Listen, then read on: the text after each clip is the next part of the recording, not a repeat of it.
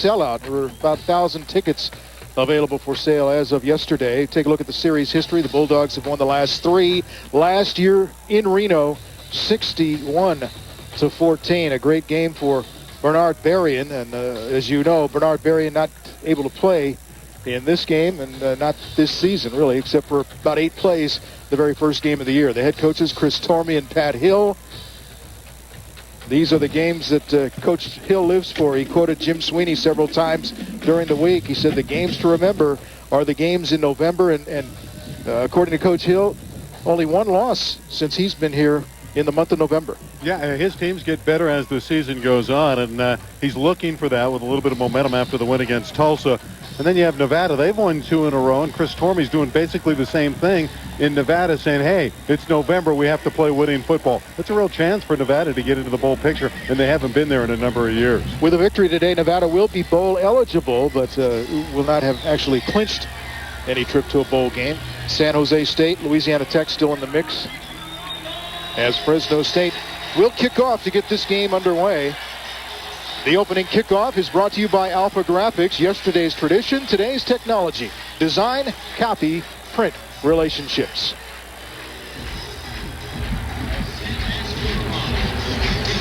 Back deep, that's Buddy Lewis, number 2. He's joined by Ronnie Hardiman, number 6. Asenas Peruhov, one of those Fresno State seniors, ready to kick it off for Fresno State.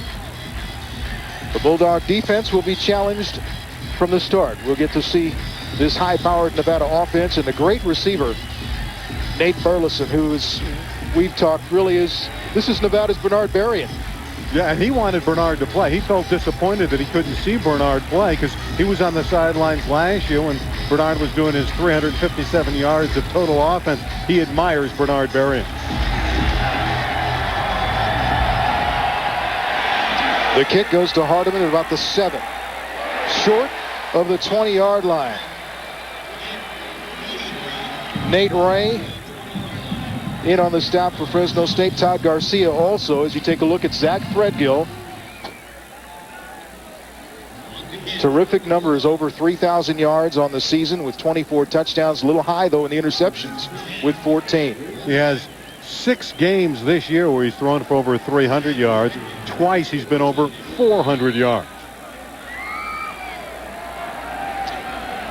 Milton, the running back, takes the handoff, gets across the 20, maybe the 21-yard line. Claude Sanders in on the stop for Fresno State. Starting lineups are brought to you by San Joaquin Valley Rehabilitation, providing physical rehabilitation services to put living back in your life. Milton over 1,000 yards rushing. Burleson, as we've said, 117 catches already this season. Center Kyle Gosselin, a late replacement for the injured Cody Johnson at center. That's a real loss. Cody Johnson, an NFL prospect and the leader of the offensive line for the Wolfpack. Threadgill with his first pass through the hands of Fleming and incomplete. Tim Fleming, the intended receiver, and it'll set up 3rd down for Nevada. Defensively for the Bulldogs across the front, Claude Sanders, Del Hawkins, Jason Stewart, and Nick Burley. Burley leading the team, 5 sacks and 11 tackles for loss. And in the defensive secondary, Cameron Worrell is the senior back there. He also leads the team with 3 interceptions. 3rd down. We'll call it 3rd and 8. Out of the shotgun is Threadgill. Low snap, gets the pass away, deflected, incomplete. The pass intended for Aaron Carter. Off of his hands, Worrell on the coverage, and Fresno State, the defense, comes up with a 3 and out. And that's a real confidence boost. You're going up against a high-powered offense that averages nearly 30 points a game. All the accolades for Burleson as this great receiver and Threadgill, and you come out and you stop them immediately and take them right off the field. That's a great beginning for the Fresno State defense. Derek Jones averaging just under 40 yards on his punts this season. Back deep for Fresno State is Jennings. Lets it bounce at the 45, and that's where they will deaden it. A flag comes in. That's probably going to be a halo violation against Nevada. Yeah, and the Bulldogs are going to be set up in really good field position they're going to have some nice operating room to have their first offensive display. The referee today is Paul LeBen, working with Hugh Douglas, Rich Chandler, Dave Nesmith, Bill Baraya, Gary Cavaletto, and Bob Wuchetic.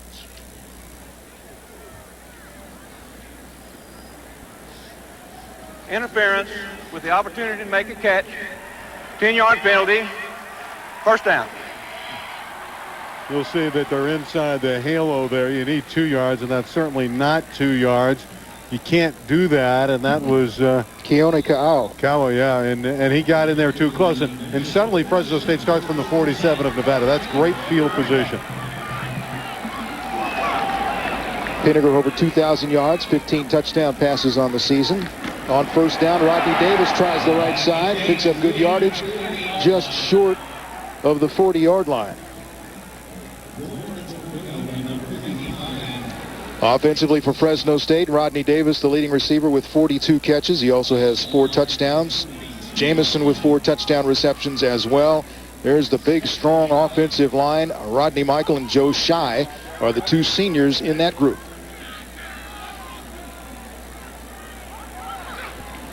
On second down, again, it's Davis. This time up the middle, has a big opening, picks his way across inside the 35 to about the 32-yard line. Great block up front from Logan Mankins, and in the first 2 plays from scrimmage, the offensive front of the Bulldogs is beating that defensive front of Nevada. George Cordova leads this team with the 6 sacks, 11 tackles for loss. Darrell Towns, the middle linebacker, very active. And in the defensive backfield, Paul Jolly in on a lot of tackles for Nevada. Fresno State felt they could effectively run the ball, and that'll open it up for Pinegar in the air. Pinegar with his first pass goes to Marquette Davis, gets out the outside, breaks 1-2 tackles, and finally runs out of bounds. You know, Ralph, we've been hearing all week long how good the Bulldogs looked in practice. Now, sometimes that doesn't translate to the game, but on the first series on defense, they were very crisp. The offense has it, and they've been right on. This is just a perfect throw, easy pattern. Get it out to one of the guys on the flanker spot. That's Marquette Davis, who can run with it in space, and you pick up a nice gain and get another first down. But a great move to get away from Marlon McLaughlin. 43 catches now on the season for Marquette Davis. First and 10 from the 20. This is Rodney Davis to the outside. Gets around the corner, down the sideline, inside the 10-yard line to about the 8. That'll be another first down for Fresno State. First and goal, Bulldogs. Steven Spock made the play. He put on a block up front that made it available for Rodney Davis to turn the corner. Number 49 with a terrific block up front. And that Bulldog offensive wall doing the job. And Rodney Davis having a good first series. And Nevada says, hey, wait a minute, we got to talk this over. The Bulldogs are ramming it right down our throat. Timeout on the field. Fresno State threatening to open the scoring with 12:52 to play in the first quarter. Imagine a business relationship with someone who shares your vision, your drive for success. A business relationship with someone who accepts your challenges and helps take you to new heights. An advocate and source of knowledge. The kind of business relationship you have with Comerica Bank, offering experience and expertise that no other business bank can. With fast, flexible solutions and a staunch belief that you're the priority. Because at Comerica Bank, we listen, we understand, we make it work. Everybody's got a little Jeep adventure in them. Isn't it time you let yours out? Now during Jeep Adventure Days you can, because during this factory-authorized limited-time opportunity, you can get 0% APR financing for 60 months on Jeep Grand Cherokee and make no monthly payments for 90 days. Plus get our 770 powertrain limited warranty. No one else gives you all that. So hurry to your Jeep dealer and find the Jeep Adventure in you. Check one out today. Fans, you're all invited to celebrate the accomplishments of the young men who represent the pride of the Valley at the 2002 Football Awards Banquet, Sunday, December 8th, 3 p.m. at the Fresno Convention Center. For tickets and information, please contact the Bulldog Football Office at 278-3015. You know, Ralph, the Bulldogs had struggled with their early drives in each half and had only had a field goal against Colorado State on their opening drive until last week against Tulsa. They took the ball, drove it right down the field for a touchdown, and they're doing the same thing. Tremendous execution on this opening drive. First and goal from the 8. Rodney Davis in the backfield. He'll take the handoff.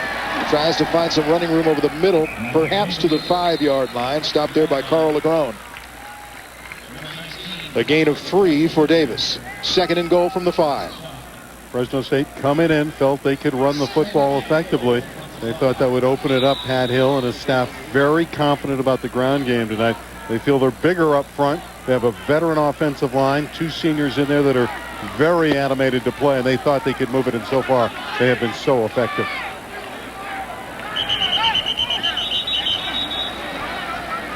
Flags come out to stop play, and Nevada pointing toward the Bulldogs as if there was some motion on the offensive front. Dead ball. Ball start on the offense. 5-yard penalty.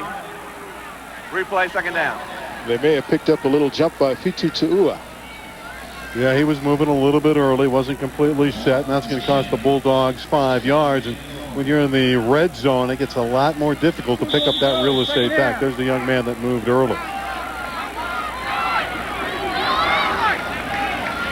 So now second and goal from the 10. Jennings in motion, takes the handoff on the fly sweep and slips in the backfield. He'll lose 3. So the Bulldogs had it at the 5. Now a 5-yard penalty and a loss takes it back outside the 13. It'll be third and goal. Yeah, this is just a case where Jennings coming around is going to slip and fall, trying to make his cut. When we talked about the execution, well, the penalty, and that changed everything. They were inside the 5-yard line. Suddenly they're back at the 10. Now they lose yardage, and they're looking at third and goal outside the 13-yard line. Now it's Davis in motion. Pinegar gets pressure, and he's sacked. George Cordova at just outside the 20-yard line. Cordova, an interesting story because when he was being recruited, it came down to Nevada and Fresno State. And he chose Nevada, and he said he's really looking forward to playing this game. Yeah, he's a good football player, probably the best down lineman for the Wolfpack. That's the 12th time this year he's hit an opposition for a loss. A former linebacker moved to defensive end who's so quick and a great pass rusher, and we saw it there. Asenas Peruaf on to attempt the field goal, so the Bulldogs try and get some points out of it. Jason Simpson will spot it at the 27. It's a 37-yard attempt. The kick is up, and the kick is good. Asenas Peruaf, 15 of 20 now, and field goals, and the Bulldogs strike first. They would have loved to have had the touchdown. They'll settle for 3 in the early lead.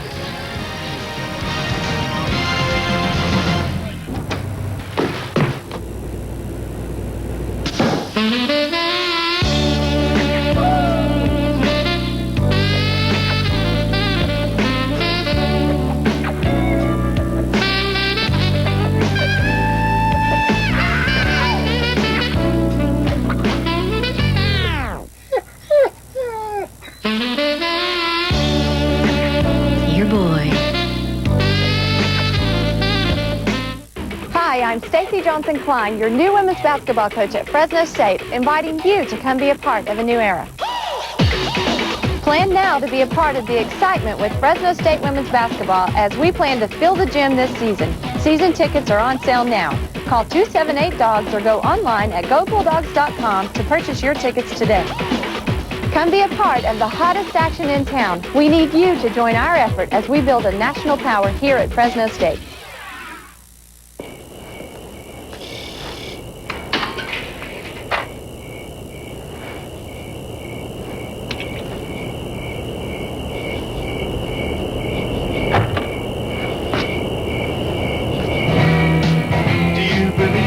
It may never be this easy to get into a Mercedes, but we're working on it. Come in today to the Mercedes-Benz year-end celebration, offering more models than ever. Going on now at your Mercedes-Benz dealer. Monday on 7th Heaven, after witnessing a heartbreaking sight, Lucy Camden needs her father more than ever, but Eric has broken off emotional contact with the family. An all-new 7th Heaven, Monday night at 8 on K-Free, WB 59. Coach Tormey, after calling the timeout, may have rallied the troops a little bit, and they have to feel they dodged a bullet. Nissan scoring drive. Summary, 8 plays, a 37-yard field goal by Asperua. I think that's a little disappointing after the way the drive started. They moved it so fluidly downfield, but they had that 5-yard penalty inside the 10, and they had the sack and were forced to have the field goal. And Asparuhov has been true to form, and he's a tremendous kicker, a Luke Groza semifinalist. He is a dandy. Well, the penalty changed everything that they could do. 2nd and 5 from the 5 as opposed to from the 10 is a lot different. The kick is taken by Ronnie Hardiman. He's run out of bounds across the 35-yard line to about the 40. They'll spot it at the 40. Hardiman with a good return. And great field position now for Nevada. Yeah, it was Asparuhov who had to shove him out of bounds. You're going to see a nice crease for Hardiman along that far sideline. And he has great speed. You see him roll right by Bryce McGill. And there's Asparuhov shoving him out of bounds. And now Threadgill has good field position to operate with.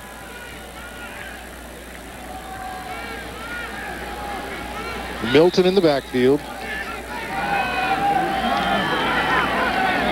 And he gets the pitch. Trying the right side. Cuts it back inside. Gets maybe back to the line of scrimmage. Dropped by Sam Williams for virtually no gain. Yeah, and you can't arm tackle Matt Milton. You got to hit him low like Sam Williams just did, because he'll break tackles. Milton's an excellent redshirt freshman from St. Francis High School in Altadena, California. He's over 1,000 yards. His stats very similar to Rodney Davis. You can see him right there. He's been a solid back. They lost their star back in the first game against BYU. Kretschmar. Chance Kretschmar. Yeah, he led the nation in rushing last year as a freshman. So they have a tremendous future in the backfield at Nevada. 2nd and 10. Threadgill will throw. Looking to the right side. Deflected passes incomplete. A big hit on Fleming, and there's the flag. Worrell is going to be hit with a penalty. Yeah, he hit him high. And if you hit a guy up high in that helmet area, you're going to get flagged. And that's what Cameron Worrell did with Tim Fleming. Worrell, one of the 12 seniors in his final game, and that's a 15-yard penalty, and that's going to give the Wolfpack a first down. Dead ball. Personal foul. Gets the defense. 15-yard penalty from the previous spot. Automatic first down.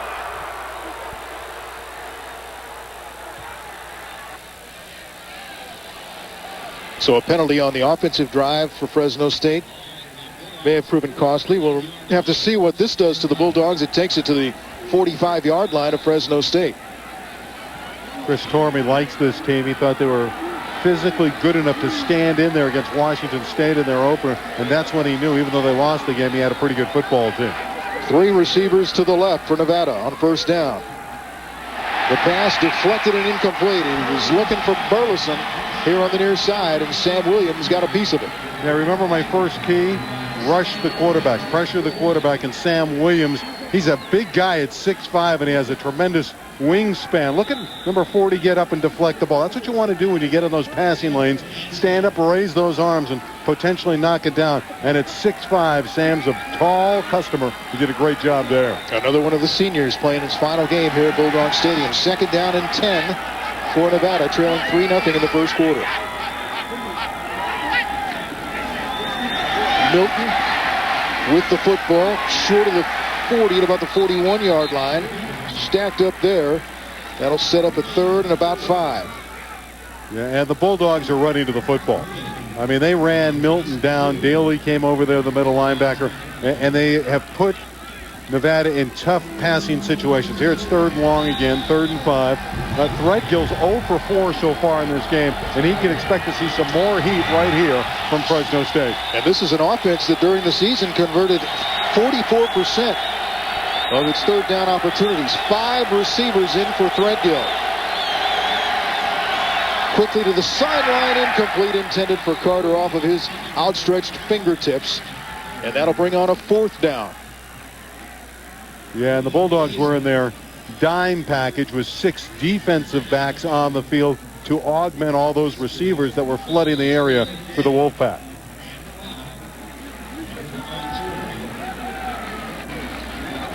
Now Nevada quickly hustles its punt team on, and the Bulldogs will have to respond as quickly. Now Jennings onto the field.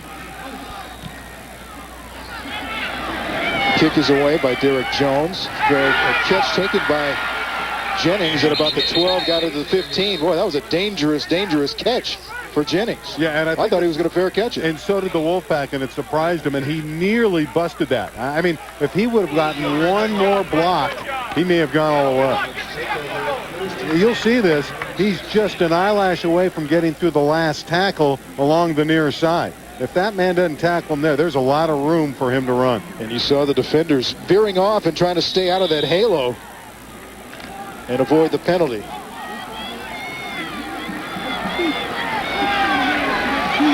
First down from the 16-yard line. The pitch comes to Davis. Try the near side. Gain of perhaps a yard. In on the stop, J.J. Millen for Nevada.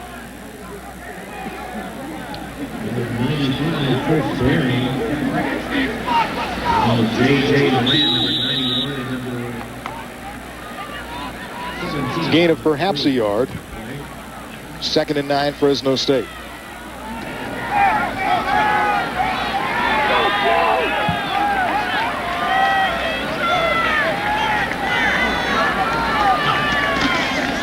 The fake to Davis. Pinegar again pressured by Cordova, gets away from it.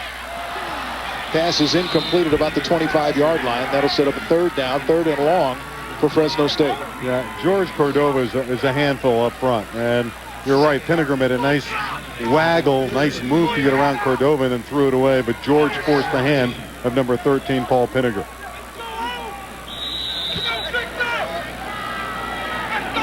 Three 0 Bulldogs with 8:13 to play in the first quarter.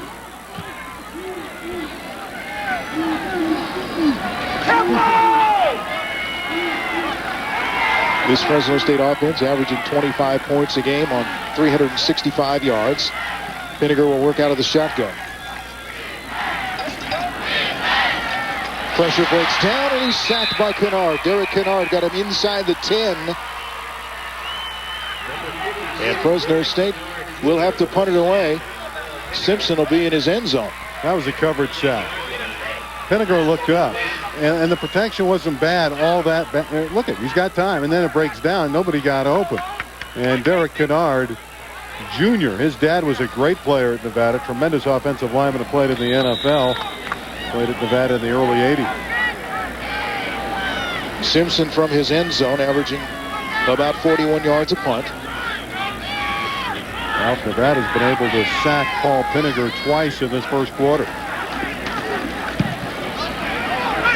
The kick is away. Marlon McLaughlin takes it inside the 40-yard line. Doubles back and he's dropped. Tyrone Culver in on the stop along with David Adamo for Fresno State. So Nevada will go back on offense.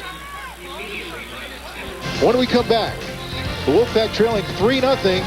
7:17 to play in the first quarter at Bulldog Stadium.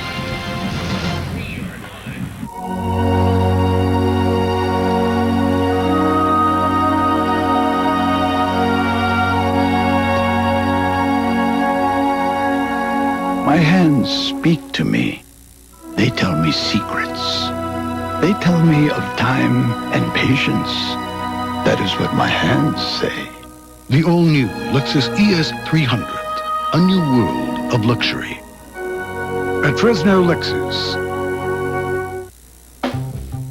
At Woolco, we are really into business systems. By offering the world's best products and supporting them with the world's best people, we're creating the office of the future. And you know, it's a pretty amazing place. Woolco, California's #1 dealer of Toshiba copiers, fax machines, and digital imaging systems. Visit us at Woolco.com for the office nearest you.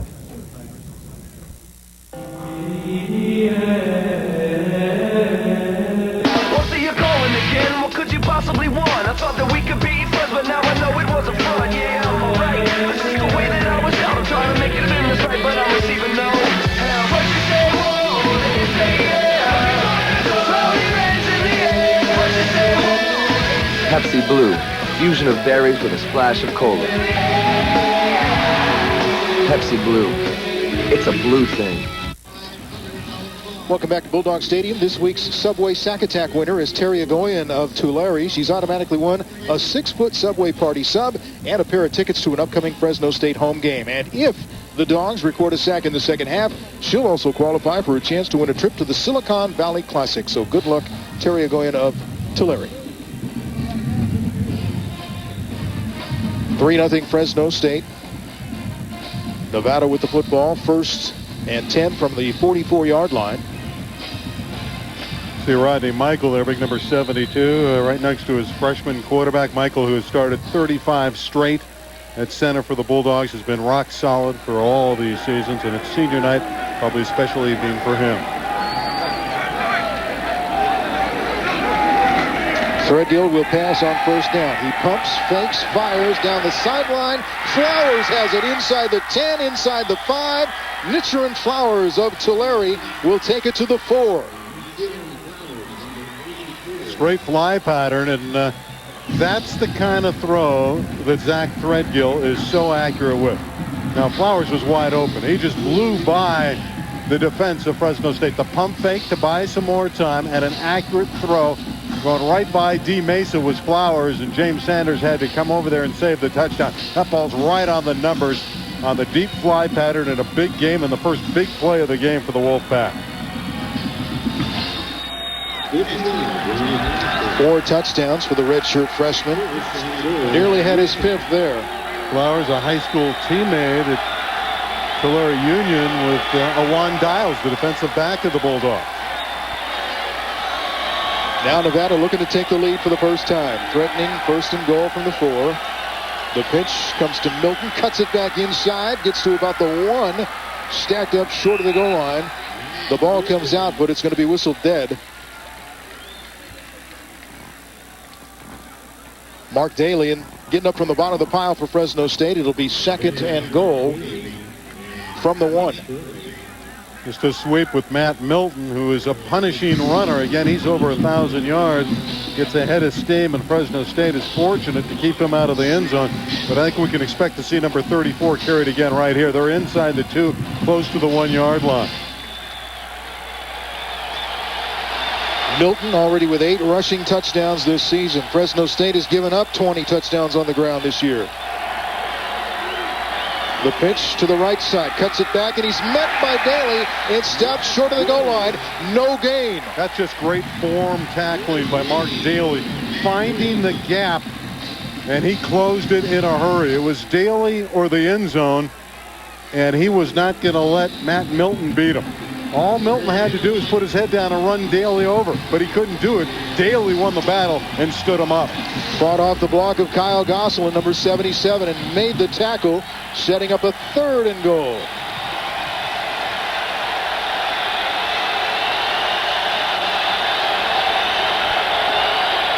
Again, this time he's in. Milton with a touchdown. Big push by the offensive line of Nevada. And the young running back just followed him into the end zone. And you can see there the explosiveness of the Wolfpack offense. Yeah, it took them 3 rushes to get it in the end zone, but it was that big play, the bomb to Flowers, that set up the touchdown.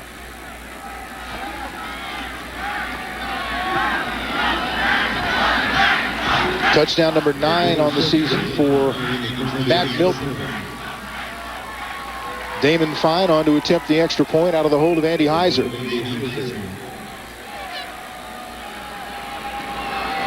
There's the spot. The kick is good.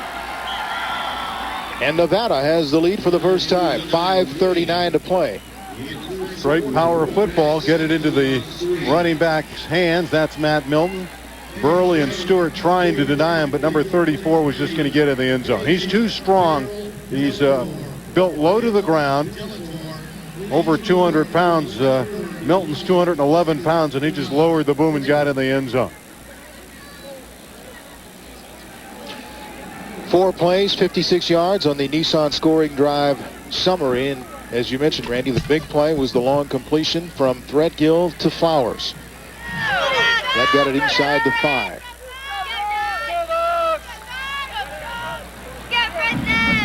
Well, Fresno State looked so good on that opening drive and came up with just the field goal. Now they're going to have to get back on the field rebuild some confidence now. On that opening drive, Rodney Davis had 4 carries for 30 yards. I think you might see him back in the mix, get Rodney Davis established once again.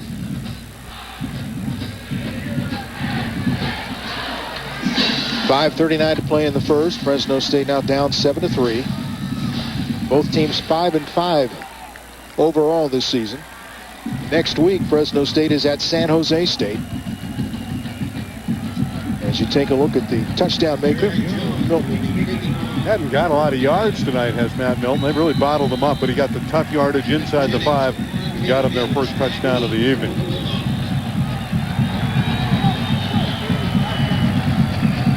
Adam Jennings and Marquez Davis back deep for Fresno State to take the kick that sails into the end zone. It'll be taken by Marquez Davis, and he's coming out across the 15, across the 20 to about the 25, maybe the 26-yard line. And that's where the Fresno State offense will go back to work.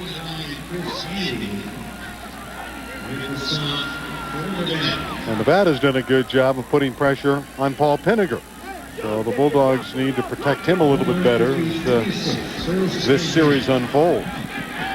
Chris Tormey's defense, 2 sacks already on the young Bulldog signal caller. D'Artagnan Shack, number 50, is now in at right guard for Fresno State, replacing Victor Taifani. This is Davis looking for a hole. Grabbed by number 91, J.J. Milan, and the ball comes loose. Now let's see. Nevada may have it. The fumble.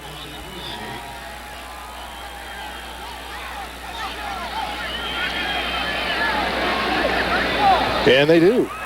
It looks like they're going to talk it over and give the football to Nevada on the fumble by Davis. There's another one of your keys about turnovers.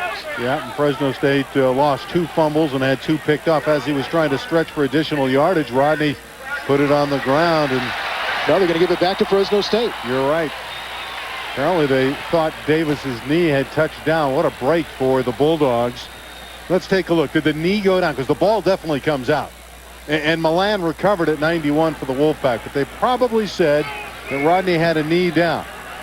At this point, he's lurching forward. No, that to me is a fumble. And I think Fresno State gets a huge break here.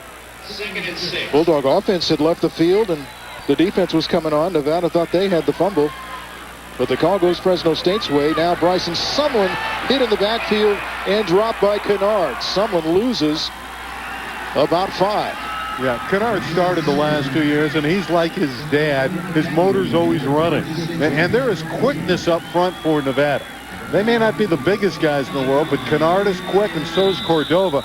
And so far, they're doing a good job for the Wolfpack. Boy, Derek's dad, Derek Kennard, Sr., was so good in the NFL and USFL as well as at Nevada. 3rd and 11 for Pinegar out of the shotgun. Here comes the blitz. Bulldogs pick it up. Pass for the sideline intended for DeAndre Gilbert. Incomplete. So that'll bring on 4th down, and here comes the Fresno State punting unit. Now a lot of pressure. Carl Legrone coming in, number 19, pressuring Paul Pinegar, so you can add a pressure to the other couple sacks. So he's feeling it so far. The Wolfpack, they're quick on defense, and they're coming after the youthful quarterback of the Bulldogs. Marlon McLaughlin, the deep receiver for Nevada, as Jason Simpson ready to punt it away. Gets it away. McLaughlin at the 30. Breaks a couple of tackles across the 40. Now he has room. 45, finally taken out by the punter, Jason Simpson, in Fresno State territory.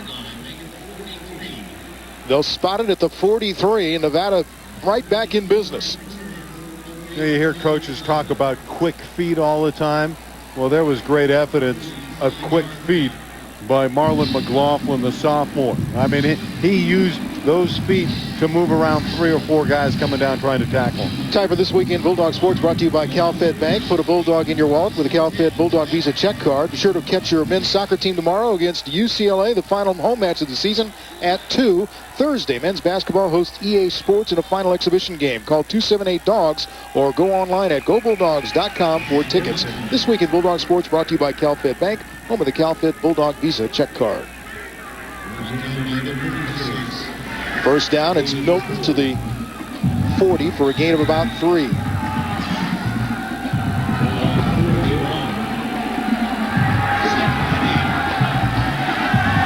Well, they haven't gone to their tight end, Streelman, who's another NFL prospect. Big guy at 6'5", who's usually a favorite target of Zach Threadgill. And his favorite target so far hasn't caught a pass either, Burleson. Ball comes out, it's a fumble. Are they going to whistle it down? No, they're going to say it was down. Fresno State would have had that one. Yeah, you're right. There's 2 favorite targets. Obviously, Burleson is first and foremost, but Threadgill likes to go to his tight end as well. Here, the Bulldogs trying to strip it away from Milton, and they're able to do that. It was Bryce McGill that tore it loose, but that time Milton was down. Big third down for the Fresno State defense. They want to stand tall after Nevada got good field position. 3rd and 5. Nevada 1 of 3 on 3rd down so far in this game.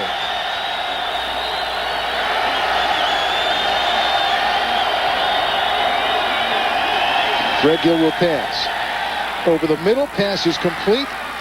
That'll be a first down. Burleson gang tackled at about the 26-yard line. That's his first catch of the game. 118th of the season. Yeah, right into the teeth of the zone. He just found a little opening, and Threadgill again with the perfect throw. A little high, but you can see there's 2 or 3 of the Bulldogs around him. They know where Burleson is, but again, Threadgill able to put it right there for his big target, finding that opening in the zone, and a perfect throw and a first down. That's a tough pass and catch combination. They do it so well. Those numbers are absolutely astounding.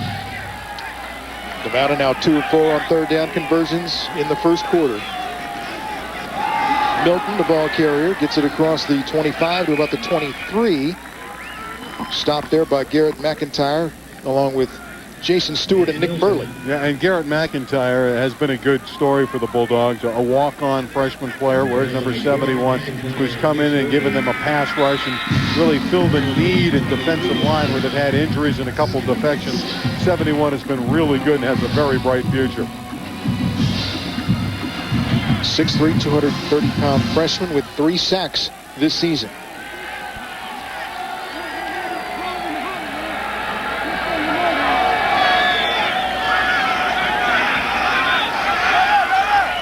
And Threadgill has to call a timeout. Looking over the defense, barking out the signals, didn't like what he saw. Timeout Nevada. That'll be the second for the Wolfpack. Still a minute and a half to play in the first quarter. Your attention.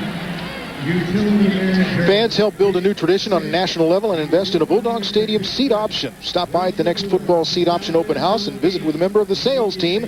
It's tomorrow from 1:30 to 3:30 in Sky Suites 219 and 220 right here at Bulldog Stadium. Find out how you can guarantee yourself prime seats for exciting Bulldog football. You know, Threadgill starting to get a little bit of a feel now. He'd missed his first 4. Now he's hit his last 2, including that big one to Flowers. And you get a sense that Nevada's offense is starting to build some momentum. And back to the drawing board for Pat Hill and the coaching staff, trying to do something with this offense because Nevada is so diversified, and especially if they can get Matt Milton in the flow. So far, the Bulldogs have done a pretty good job on him. When I talked to Coach Tormey, he said the biggest difference going into this game as opposed to the last 3 is his team has confidence going into this one. He's sure they didn't have it earlier, certainly not last year. But this year his team has confidence that they can compete with Fresno State at this stadium. Well, the biggest difference is he's got players, and he's got mature players. They were young kids the last 2 years, and they were pummeled by Fresno State. Remember, the Bulldogs scored 61 against the Wolfpack last year in Reno. 2nd and 7 from the 23. Nevada already leading this one 7-3. Milton, the ball carrier, across the 20, just inside the 20, dragged down by Mark Daly. Case where Nevada has everybody out on the wings. They try to spread the field and hit you with a quick one of those draw plays up the middle with Milton, and it almost broke free. That's one of the things they can do with this offense. They just spread the field so much. That's why it's called a spread offense. Milton with 23 yards on 10 rushes. Credit the last tackle to Garrett McIntyre, number 71, not 31. Milton does have the touchdown for the Wolfpack, and when you get inside the 20 like this, he's a better runner. He's such a punishing guy. Only averaging 2.3 yards a carry so far. That's going to be Nevada's final timeout of the half. Maybe Zach thinks it's the end of the half, not the quarter. There's 44 seconds left in the quarter. You're right. That's rare to see a quarterback and an offense burn all 3 timeouts in the first quarter. But he wants to make sure a touchdown here. He put a little bit more pressure on that Fresno State football team. Fans, coming up on the Herwalt Motors halftime report, Dana will have a Bulldog volleyball team in the spotlight. We'll have Scott Johnson with the AD's report and the Enterprise Rent-A-Car first half stats and highlights coming up on the Herwalt Motors halftime report. Fresno State volleyball team last night taking Hawaii to 5 games before losing. 22-5 now is Fresno State's record. It's a great accomplishment to stretch Hawaii to 5. I mean, you're talking about... Especially after losing the first 2 games. Yeah, that's one of the premier volleyball teams in America, so that shows you the stature and the direction of the Fresno State volleyball team at this stage. Here's a big play for the Bulldogs. A conversion here would keep this drive going. Fresno State's looking to try to hold them to a field goal attempt. Now, obviously, Nevada's thinking about 7 points, and once they get into this zone, they're pretty tough. And again, look for the fade pattern. That's exactly what Zach Threadgill's been able to do, and he did it so well against BYU. He threw 4 first-half touchdowns against BYU, and 3 of them were to the back of the end zone. He's so accurate on those passes. Some of the fans here trying to make some noise. Getting to their feet on a key 3rd down play. Threadgill looking to pass, unloads it and throws it away. Nobody there. Pass incomplete. And that'll bring on a 4th down. That's the first time they rolled him out. And Nick Burley was applying the heat and forced the hand of Zach Threadgill. That's a good defensive stand there. It may turn into 3 points for the Wolfpack, but at that juncture, Fresno State had to have that stop. It's the 3rd time they pressured and hurried Zach Threadgill tonight, and they hit him another time. So they are putting in some pressure on Zach as well, and Reno's doing the same thing to Pinegar. Damon Fine to attempt the 37-yard field goal, has the kick up, and it is good. Damon Fine now 10 of 15 on field goals this season, and Nevada has extended its lead. The Bulldogs now trailing by a touchdown, but there is a penalty flag on the field. Damon Fine's a guy that had a 58-yard field goal at the end of the first half last year against Nevada, Las Vegas, so you know he's got a very strong leg. Seat option owners, keep your hands free as you root for the Dogs. Purchase a tailgater cup and snack holder for your chairback seats at Bulldog Stadium, Biden Field, Bulldog Diamond, or the Spalding G. Wathen Tennis Center. Call the Athletic Business Office at 278-2643 and get your tailgater today. Dead ball foul. Gets the defense. Penalty to be assessed on the kickoff. Reno will kick from the 50-yard line. So Fresno State fortunate that came after the field goal. That always presents options when you're kicking from the 50. You have a riverboat gambler mentality. If you're Chris Tormey, maybe you try the onside kick, because even if you don't make it, at least you have Fresno State back in their end of the field. And the other opportunity is you can kick it right through the end zone, and you take away the return chances because you're kicking from the 50, and Fine definitely can kick it through the end zone from there.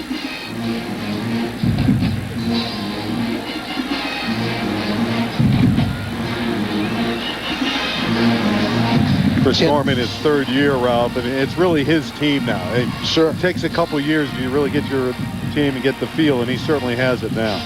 The Nissan scoring drive summary, 7 plays, 24 yards. Fine with a 36-yard field goal. 36 seconds still to play in the first quarter. Remember, Nevada is all out of timeouts. And the Bulldogs have not done anything offensively outside of that first drive. Derek Jones to kick off, back deep for Fresno State. Adam Jennings, Marquez Davis, and it just sails through the end zone, and Fresno State will take over on the 20. Well, there's the advantage of kicking off from the 50. It's easy for a Damon Fine to just drill it through. And on that first series of downs, it was all set up by Rodney Davis's fine running. And since that first drive, the Bulldogs have not run it effectively, and when they've tried to throw, the Wolfpack has put tremendous heat on Paul Pinegar. Pat Hill breaking out the charts as Fresno State goes back on offense.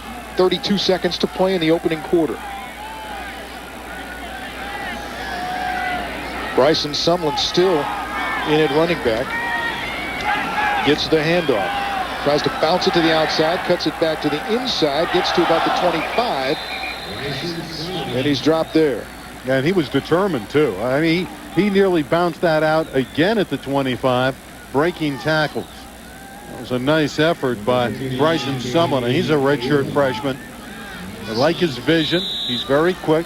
Gets a block from Tua up front, and was able right there to nearly get it back outside, and he would have had a lane down the sideline. They'll spot it at the 24, and that's the end of the quarter.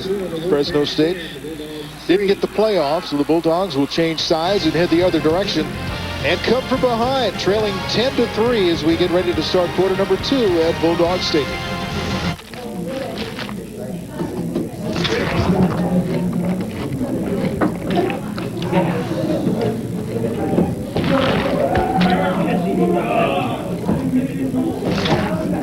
The double chili burger from Carl's Jr. If you don't want chili fries with it, too bad. You get them anyway. The Carl's new double chili burger. If it doesn't get all over the place, it doesn't belong in your face.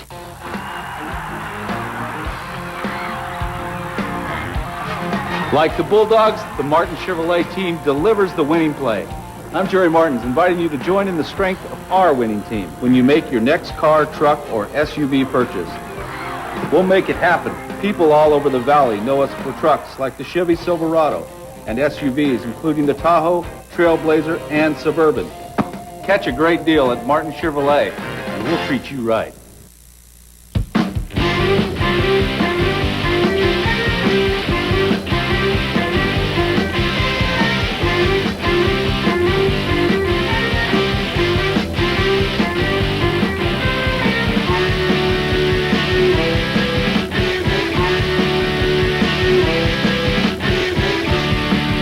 Advertising is power. Turn it on. Armadillo Advertising. Meet us at bigdillo.net. You already know the Bulldog Brewing Company is the home of award-winning microbrewed beer. But did you know the Bulldog Brewing Company also has a great menu? There's fresh seafood, steaks, pastas, salads, sandwiches, and specialty dishes. Bulldog's pizza is made from fresh ingredients and slowly roasted in their wood-fired oven. The Bulldog Brewing Company is a great place to relax with family or friends, have lunch or dinner, get into the game on TV, or just kick back on the patio. Fresh beer brewed here. The Bulldog Brewing Company, Fresno. Welcome back to Bulldog Stadium. Ralph Wood and Randy Rosenblum ready to start quarter number 2. Randy, we talked about the emotion and how far it would carry Fresno State. It looked offensively like it lasted the first possession. Yeah, that's about it. And at least the second quarter has been their best quarter all season long, outscoring opponents 90-67. Let's see if they pick it up here in quarter number 2. Bryson Sumlin, again, the ball carrier. Short gain. Stopped by Cordova. First quarter stats are brought to you by Enterprise Rent-A-Car. Pick Enterprise and we'll pick you up. Call 1-800-RENT-A-CAR. Bulldogs with just 28 total yards. 27 of those came on the first drive and have not converted on third down.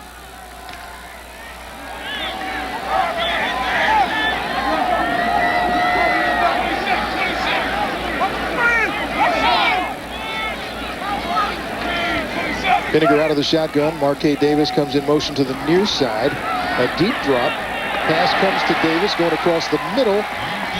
Across the 33-yard line. That'll be a Fresno State first down. The first third down conversion for the Bulldogs in 4 tries. Yeah, just throw over the middle into the zone. That big umbrella A lot of room in the middle of this zone, and Marquez Davis found the operating space. He just lofted it over the middle. Marquez looks upfield, and he has enough room for that first down. A good throw by Paul Pinegar, and that's a confidence builder for the offense. Had been little the last stages of that first quarter. So 1st and 10 for Fresno State. This is Sumlin. Covers up the ball and breaks into a big hole over the middle across the 50, inside the 45, to about the 40-yard line. Big run, Bryson Sumlin. I was just going to say, I was wondering if there's anything wrong with Rodney Davis, because Bryson Sumlin is getting a lot of carries here. He hasn't played since the fumble, which wasn't a fumble. It was a fumble. But Bryson Sumlin is running hard. He nearly broke that one before. Remember when he bounced it outside? Here he is breaking a tackle there. Making another guy miss there until he finally gets some help from other guys there. But Bryson Sumlin is making players miss, and he's picking up extra yards for the Bulldogs. And that jump starts the offense.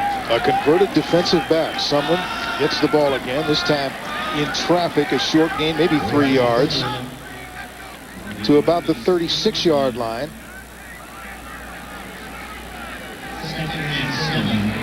Sean Fulweiler in on the stop along with Kennard.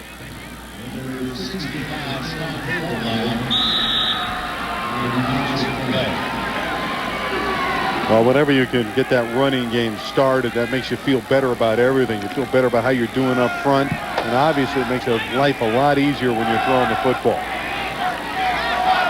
Not one-dimensional. On 2nd and 7, Pinegar.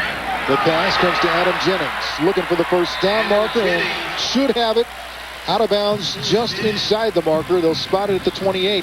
That'll be another Fresno State first down. Yeah, you got to like the poise of Paul Pinegar. He's going to take a nice blow here as he delivers the football. But he delivered it right on time and right on the money to Jennings for a first down.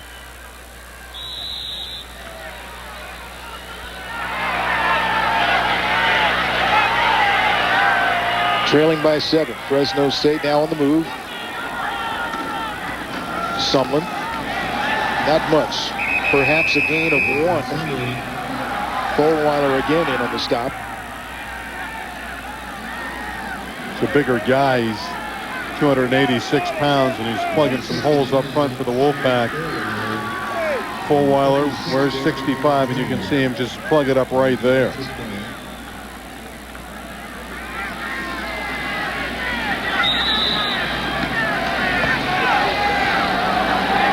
Call it 2nd and 9 after a gain of a yard.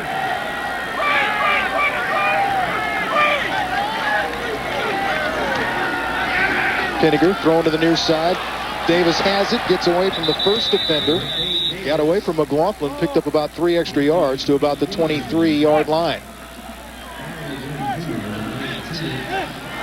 Carl Legrone, number 19 on defense, covers a lot of ground. He seems to be everywhere for the Wolfpack. Here's McLaughlin's miss, but 19's there to get to Marquez Davis before he could break it downfield. That sets up another 3rd down situation for Fresno State. 3rd and 5.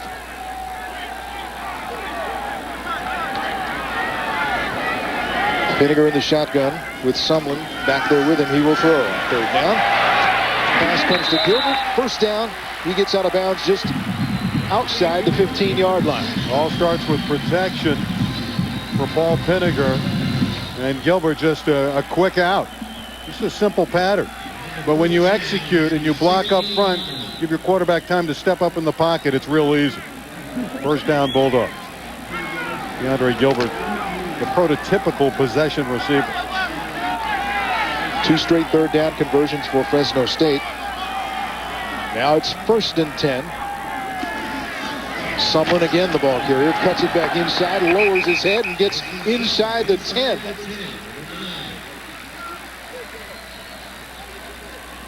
Bryson Sumlin.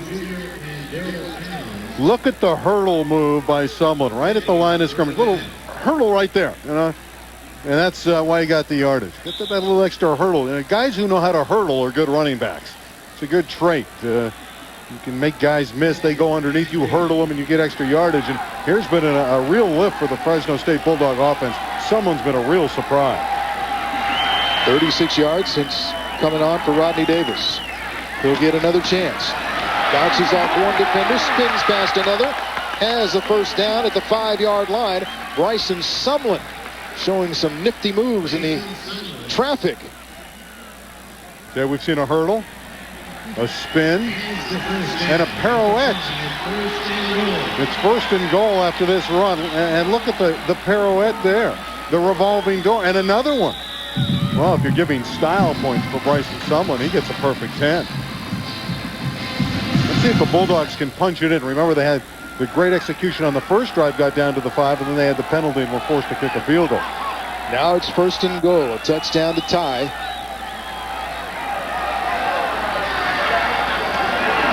Pinegar will throw on first down. End zone. Are they ruling a completion?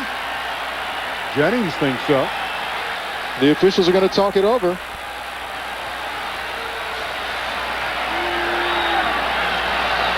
No, incomplete pass.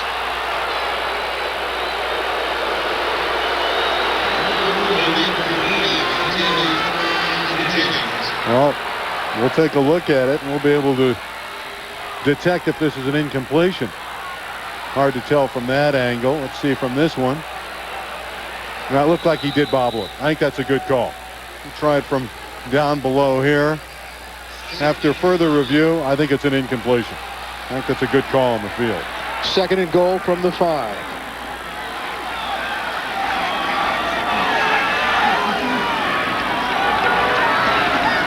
Pitch to Sumlin. Looking for blockers on the right side. Lowers his head. End zone. Touchdown. Fresno State.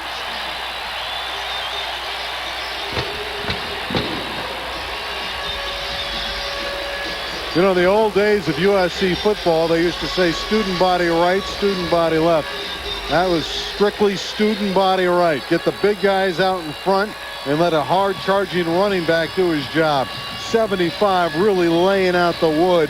Joe Shaw with the key block up front, and Bryson Sumlin turns it upfield for the touchdown. Also in there, D'Artagnan Shack, the redshirt freshman, at 309 pounds. And look at the rest of the guys, including Rodney Davis, go over there to congratulate Bryson Sumlin, who really jump-started that Fresno State offense on that drive. And they needed a kickstart. Sumlin with his second touchdown of the season. Asparuov with the extra point, and we're tied.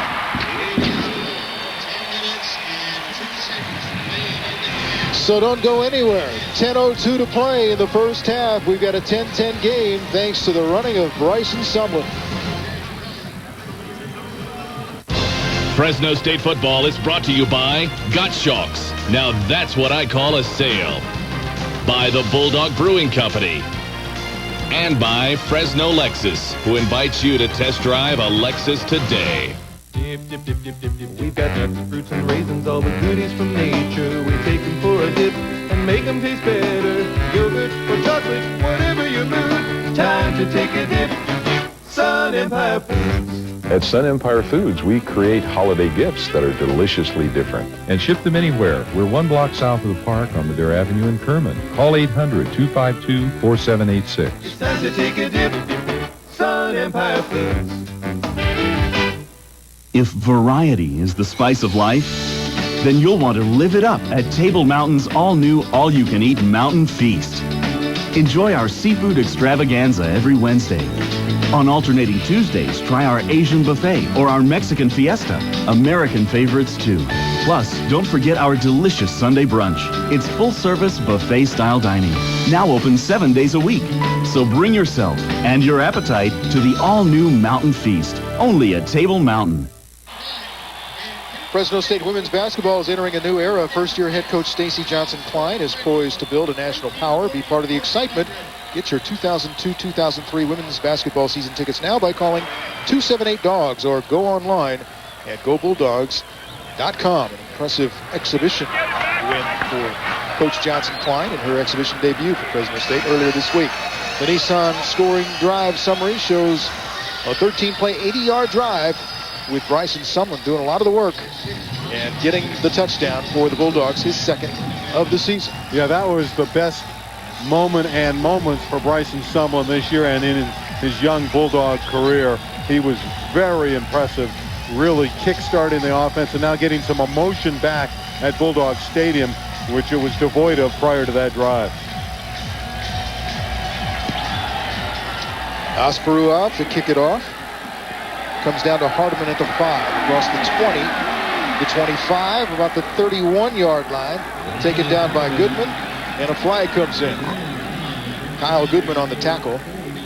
Last season in Reno, this was a game that Fresno State trailed early as well, and came back to win. It was 7-0, 14-7 as a holding penalty is called against Nevada. Well, the Sumlin drive did a lot of things, too, Ralph. It gave the defense a break, a little bit of a breather where Nevada was starting to build some momentum offensively. They were off the field. Defense has a chance to adjust, catch its breath. Holding during the return by the receiving team. 10-yard penalty from the spot of the foul. First down. Take a look at Chris Smith, number 49 on the right side of the frame. A block in the back on Goodman. Goodman actually ended up being in on the tackle.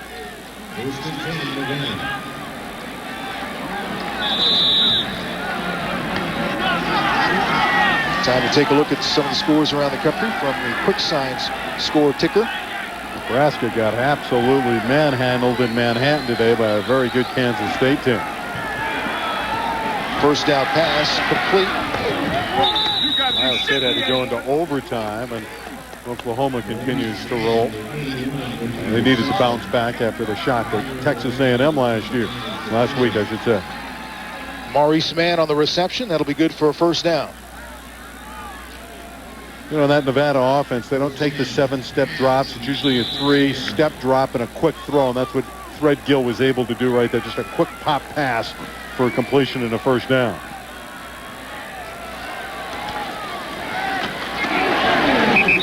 Nick Burley in on the defensive play for Fresno State after a short gain by Milton. Perhaps 2, but Burley was right there to close the hole. Yeah, Nick Burley, a 4-year performer for the Bulldogs. There he is, number 90. So quick off the blocks, tremendous pass rusher, 19 career sacks, 5 sacks this season, even though he's got a bum wrist and he's been double-teamed most of the year. Just a warrior up front for Fresno State.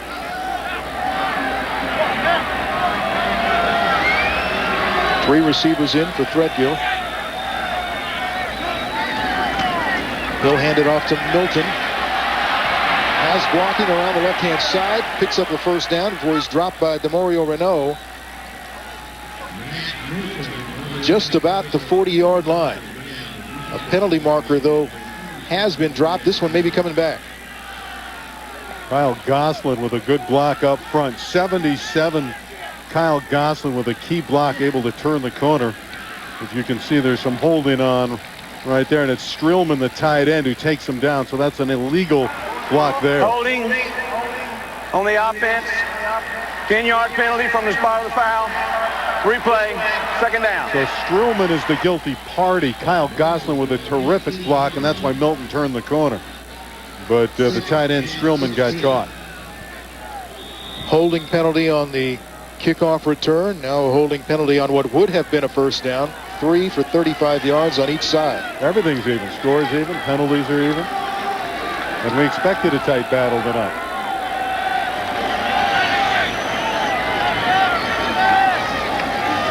On second down, Threadgill rolling, nearly rolling to Jason Stewart. Now he has an open field. Sam Williams tracks him down, gets across maybe the 25, about the 26-yard line. But Williams closed a lot of ground in a hurry. Yeah, he really did. And Sam Williams showed us early in the game, remember, the jumping ability, that leaping ability. Now watch number 40's lateral speed coming across. Now, Threadgill does a nice job of reading where the pressure is and going outside. He made the right play. But 40 comes across the field. Great lateral closing speed. NFL scouts will like that. They kick up third down thunder here at Bulldog Stadium as we approach the 8-minute mark remaining in the first half. 3rd and 8 facing Nevada.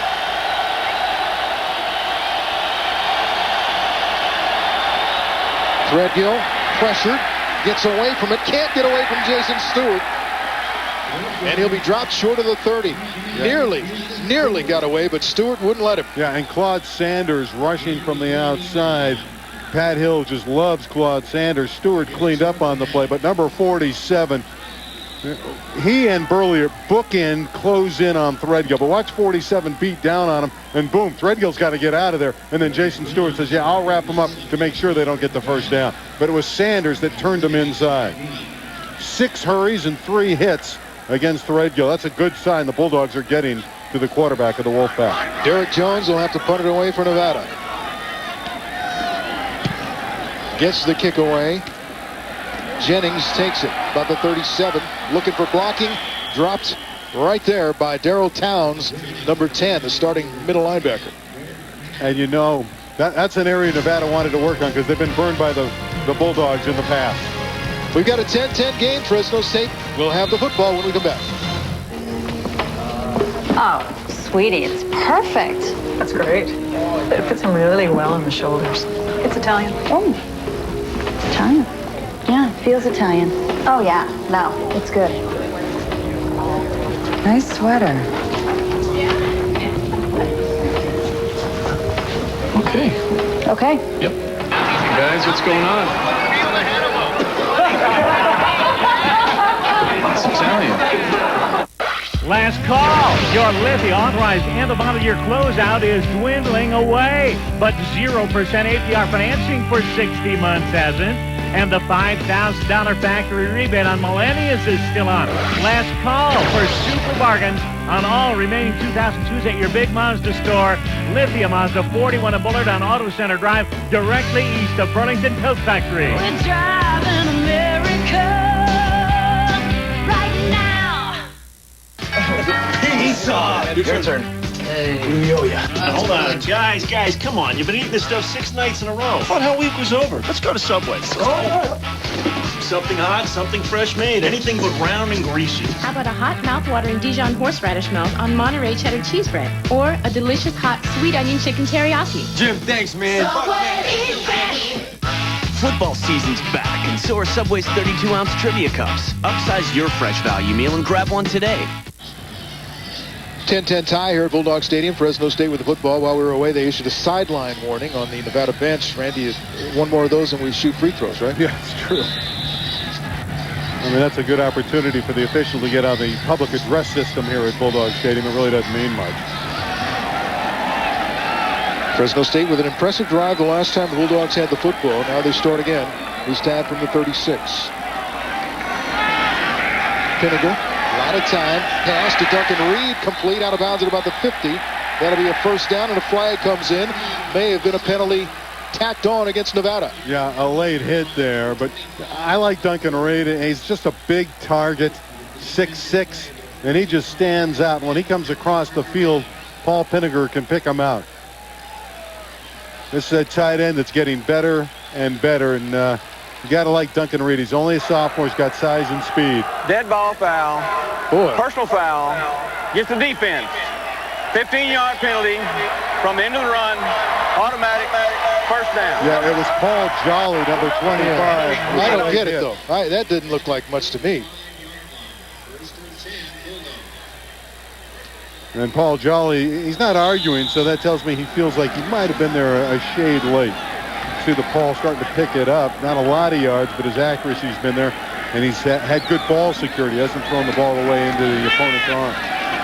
Rodney Davis back into the game. Pinegar pressured and dropped by Cordova. Another sack for George Cordova, who points to some of his friends in the stands. Well, if they're Wolfpack fans, they're all friends of George Cordova because he's an excellent outside rush threat. You can see he gets to Pinegar. Pinegar might have been able to get rid of the football, a little bit indecisive when he moved out of the pocket, and he paid the price. 3 sacks in the game for Nevada, 2 of them by that guy. He now has 8 on the year. You know, when he was a sophomore, he started at linebacker for the Wolfpack and had 17 tackles in one game against Tulsa. 2nd and 22. Pinegar lets it go. Marquette Davis with a catch inside the 30 to about the 26, 27-yard line. He'll be short of the first down, and there's a penalty flag in the offensive backfield. It's going to be holding. It's coming back. Yeah, this one's going to sting because you see Marquette just drive the defender back, which is Ali Jones. Just a nice comeback pattern, and then the strength after the catch, getting close to the first down sticks, but it's going to be nullified because the Bulldogs detected for holding. That one really hurts.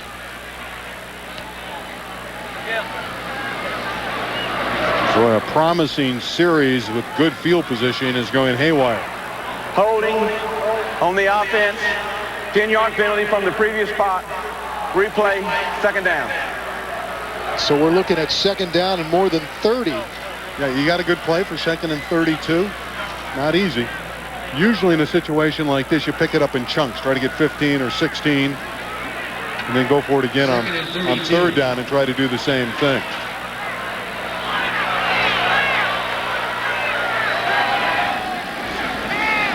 By the way, Rodney Davis back in the backfield for Fresno State. He gets the handoff. He'll take it across the middle, finds an opening across the 45 to about the 42-yard line into Nevada territory, and you picked up nearly half of it on that play. What I say, you get 15 or 16, but this time they didn't throw, just a little draw which crosses up the Nevada defense. They're looking for the pass. The Bulldogs cross them up, and again, the quickness getting through the hole. That little bowling ball, Rodney Davis.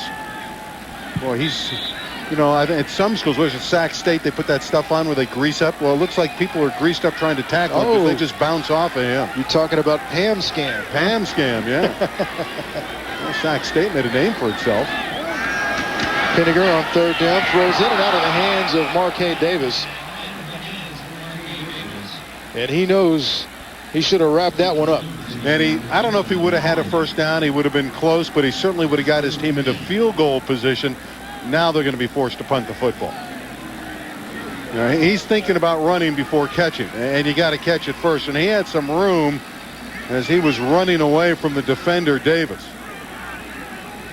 And Marquez had Allie Jones beaten there, and I think he could have had good yardage, which obviously would have given him a field goal opportunity. I'm saying Marquez will file that one away and come back and make up for it sometime during this game. Well, they're going after Allie Jones, that junior JC transfer who was just inserted by the Wolfpack.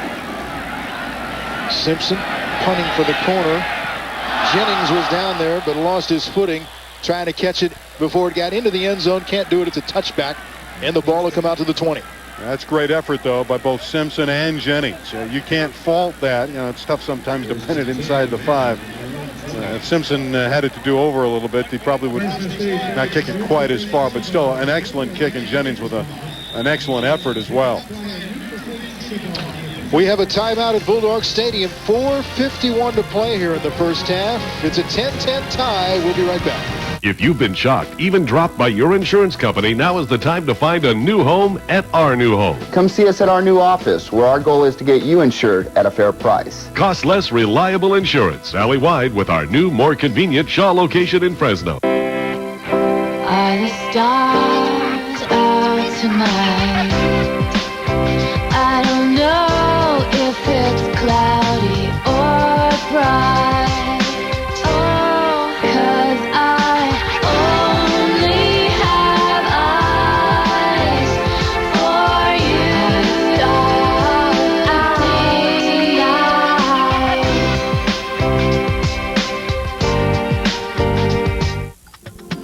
Imagine a business relationship with someone who shares your vision, your drive for success.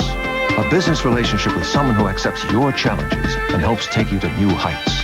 An advocate and source of knowledge. The kind of business relationship you have with Comerica Bank, offering experience and expertise that no other business bank can.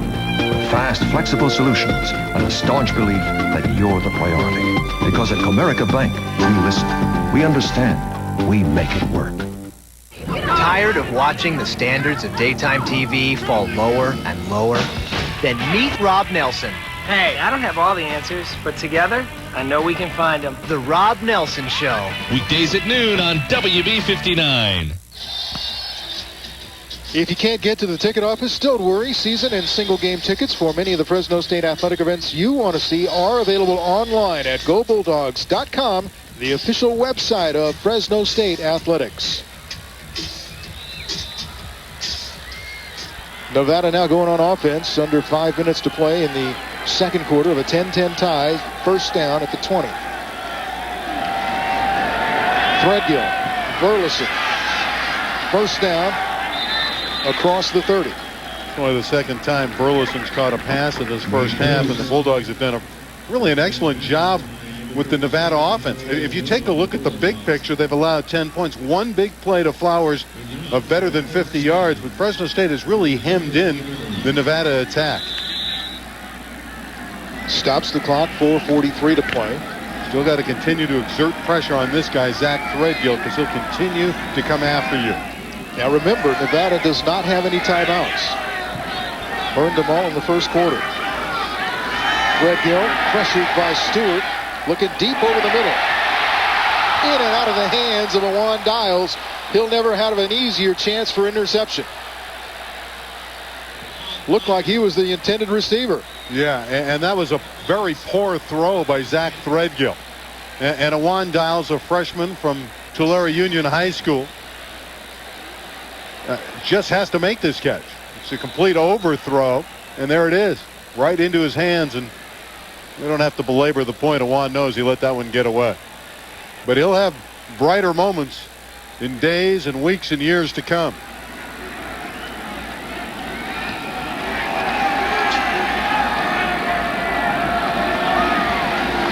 Second down, Threadgill to the near side, pass to Fleming, and there's Dials right there, coming back with a big play. A loss of a yard. That's what you want. And here's a young football player. Didn't put his head down after the mishap on the previous play. Comes right back and gets aggressive and takes his anger out against Nevada. And that's good football. You know, here's a young football player learning, growing up, and making a nice play. Now it's a big third down. Fresno State has its timeouts and plenty of time if they can make the stop here. Call it third down and about 11. 3 receivers to the top of the screen. Threadgill pressured, flushed out of the pocket, dumps it downfield. That'll be incomplete, out of bounds. Intended for his tight end, Streelman. First time they've gone to Streelman. Nick Burley running a nice stunt inside. He just crisscrosses with one of the defensive linemen. They look like Jason Stewart. They run the stunt, pressure Zach Threadgill, and he throws it away. Excellent coverage by Bryce McGill. Again, another hit, this time by Sam Williams, as they continue to pressure and hurry and hit Zach Threadgill. Derek Jones on to punt it away. Hasn't had one blocked this year. Gets this one off. Jennings at the 31. Been good coverage by Nevada this entire game. And that time Jennings lost about 11 yards as he tried to reverse his field and make something happen. Fans of the Dogs are back on K-Free WB59 next Saturday afternoon at 2 when they travel to the home of their oldest rival, the San Jose State Spartans. The Dogs and Spartans will be meeting for the 67th time. Game time 2 p.m. on K-Free WB59. Now for San Jose, if they win next week, they're in the Silicon Bowl. If Fresno State wins tonight and next week, then they'll go to the bowl game. Here you see Jennings trying to make something happen, giving ground and unable to turn the corner. And you know that's a focal point of Nevada because, again, Bernard Berrian each of the last 2 years has returned a punt for a touchdown against the Wolfpack. Rodney Davis getting his first carry since the first quarter. Takes it up to about the 30-yard line, stacked up there as we approach the 4-minute mark here remaining in the first half. 10-10 tie, Fresno State and Nevada. You know, we talk about Rodney Davis rushing for over 1,000 yards. Paris Gaines did that last season as well. And that's a tribute to the offensive line. You know, if you get 1,000-yard rushers in consecutive seasons, the constant is those guys up front. And they've done a good job to allow a Rodney Davis or last year a Paris Gaines to get 1,000 yards. The Bulldogs have all 3 of their timeouts remaining. Pinegar to throw. Deflected and knocked incomplete. Logan Carter, the linebacker, got a hand up, and it'll set up a third down situation for Fresno State. 3:29 left in the second quarter. Talked about with Sam Williams at 6'5". Logan Carter is 6'3". He's the most improved linebacker in the spring for the Wolfpack, and he got in the passing lanes and did the same thing Sam Williams did earlier, get those arms up and knock the ball down. Fresno State 2 of 6 on third down conversions.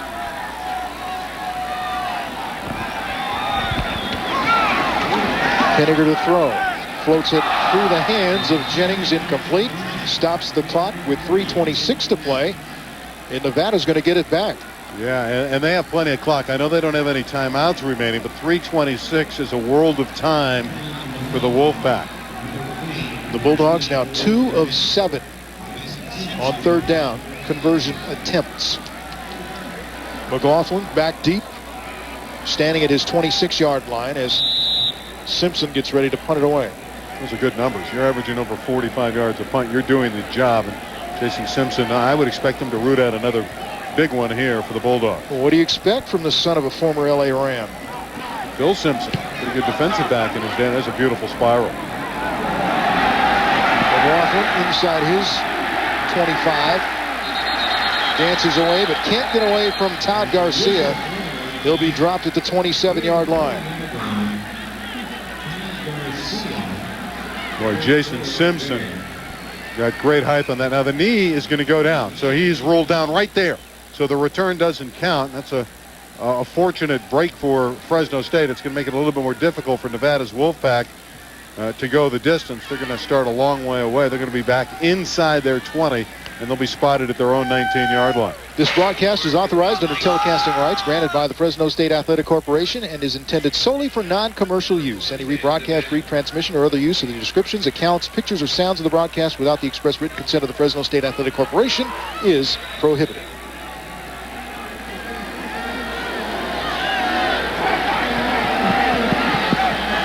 From the 19, Threadgill gets it away over the middle. Nice juggling catch made by Flowers.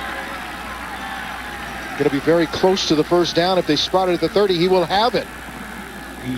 Slant pattern and a perfect throw.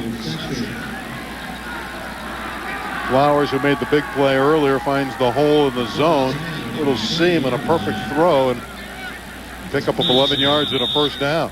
Terrific catch. Ended up taking it off his hip. Flowers, a good athlete. He may walk on and play basketball for the Wolfpack. 5 receivers in now for Nevada.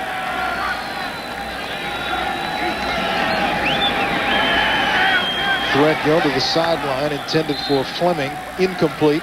Clock stops, 2:47 to play in quarter number 2 of a 10-10 tie. Well, we really have a defensive game going on. Not what we expected. Yeah, a lot of people thought there'd be fireworks with Nevada's spread offense. I don't want to say a questionable defense, but it's a defense that at times has been very lenient. And so we thought we'd see a little bit more points, but Dan Brown's defense has done a real solid job for Fresno State. And Nevada's done a good job against the Bulldog offense. Again, 5 receivers. And again, the pass this time complete to Fleming. That'll be close to another first down. Clock stops at 2:41. And you can see again what the spread offense can do. Yeah, they have 5 receivers on the field, but the Bulldogs counter with their nickel and dime packages. But they spread the field, find the open guy, and it's Tim Fleming in a perfect throw. Good execution, good tackle by Bryce McGill, but it's another first down. And again, on rhythm, Zach Threadgill is very accurate. The drive started at the 19. It's now reached the 40. Threadgill. Is it intercepted? Nathan Ray tried to pick it up off the turf. It'll be ruled incomplete. Threadgill is accurate, but he's made a couple bad throws. Remember, the one by Dials should have been intercepted on the last drive. And here's another poor throw. His receiver fell down, but he threw it way too high. He wanted to go over to Burleson, who ran into Sam Williams, so Williams is the one that tripped him up. But that throw was way high. There's Burleson, who's a go-to guy, and Fresno State's done a great job of confining him to just 2 catches.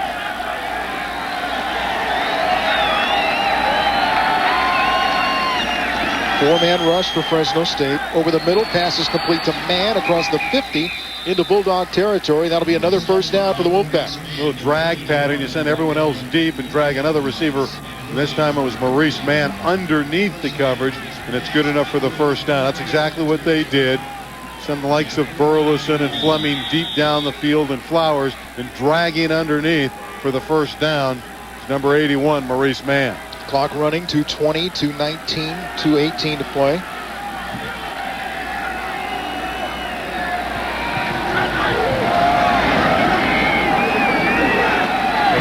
Two-man rush. Threadgill throwing deep, intended for man. Overthrown, incomplete.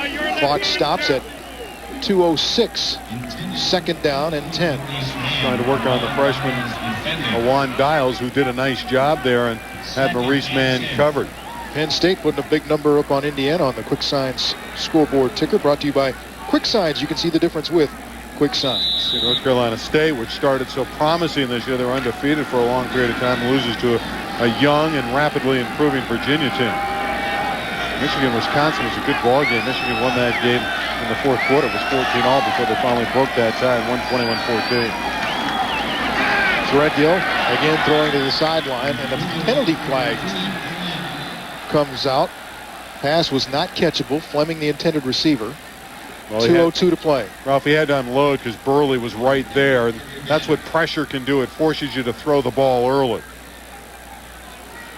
Legal man downfield for the Wolfpack, completely disrupted by number 90, Nick Burley.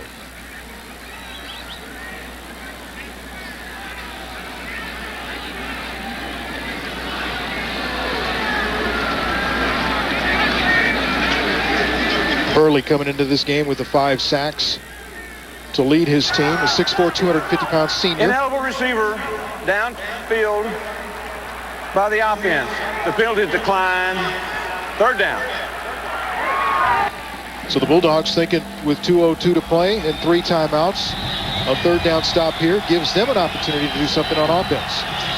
Threadgill been hurried 9 times tonight and hit 5 times. And they need to hurry him right here because he has 5 receivers on the flanks. Pressure's got to come from the Bulldogs up front. And they come with the blitz. Sanders coming in and knocks it down. Goes right back to Threadgill. And Burley takes care of him, finishing him off. So James Sanders came on the rush, knocked it down right back to Threadgill. Yeah, James Sanders, who has great awareness of the game, studies the game relentlessly, coming in on the blitz. And there's, speaking of awareness, Threadgill sees the ball come back to him, but by that time he has no chance. And he's wrapped up by Nick Burley. And the Bulldogs are going to call timeout, get the ball back. They still think they have plenty of time, which they do, in minute 41, to try to break this deadlock before halftime. 10-10 score in the second quarter. Fresno State has not been a good offensive team in the second half of the last 2 games. 7 points in the second half against Hawaii, just 3 points against Tulsa in the last one. Yeah, well, the second quarter I talked about has been their best quarter, outscoring opponents 90-67. And you're right, Ralph. Again, we talked about it a lot last week, how they've had their problems in the fourth quarter. But this is going to be a 4-quarter game. So if they're going to win the game, it's apparent they're going to have to play solid football in the second half. But they're emotional. It's senior night, and there's a lot to play for. Last week they had a big lead against Tulsa, and they kind of just like walked through the second half. Coming up at halftime, the Bulldogs spotlight will shine on the Fresno State women's volleyball team. We'll also have the athletic director's report with Scott Johnson and the Enterprise Rent-A-Car stats and highlights. All of that coming up on the Herwealth Motors halftime report. Nevada with a chance to get bowl eligible with a victory. The Bulldogs cannot. They need 7 victories because of their 13-game schedule. And actually, Fresno State does have a little wiggle room here. This is not really a must-win situation, but you don't want to go into road games to finish out the season at San Jose and Louisiana Tech facing must-win situations. I think emotionally and mentally it's a must-win situation. Yeah, you're right. They have to continue to win and build some momentum because it's not going to be easy next week in San Jose, whether they win or lose tonight. Derek Jones to punt. Jennings is standing at his 10.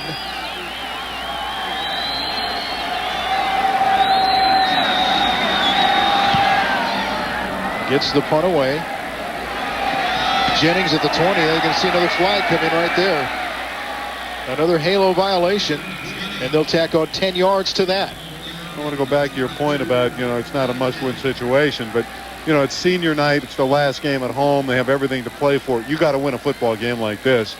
And if you're going to go to a bowl game, it's the kind of game you got to get. Well, all week on my sportscast of the 10 o'clock news, I have been promoting it as a must-win situation for the reasons that you've illustrated. Interference with the opportunity to make the catch. 10-yard penalty. First down. Keone Kawo was inside that halo. It's the second time he's been hit with that penalty tonight. San Jose State, by the way, a winner over Tulsa today, and 49-38 was the final, and we have Boise State over Louisiana Tech. That knocks Tech out of it, so that was 36-10 for Boise State. So it'll be between San Jose and the winner of this game, pretty much, for the trip to the Silicon Valley Classic. Hopefully that's a game that will be played. Yeah, they just lost their television contract, and they've struggled a little bit to, well, they'll feel better if it's Fresno State or San Jose there, because they'll have bodies in the seats. Pinegar to a wide open Marquette Davis. He gets it out of bounds, just short of the 50. Maybe they'll spot it right at the 50. First down, Fresno State. 1:06 to play in the half. Davis drawing a lot of respect from Marlon McLaughlin playing off him. You know, that prevent defense doesn't prevent much, and they gave Davis way too much room. Look how far number 8's off of Davis. And now the Bulldogs at the 50-yard line have 1:06, have some timeouts. They got plenty of time to either work it into field goal range or even score a touchdown before halftime.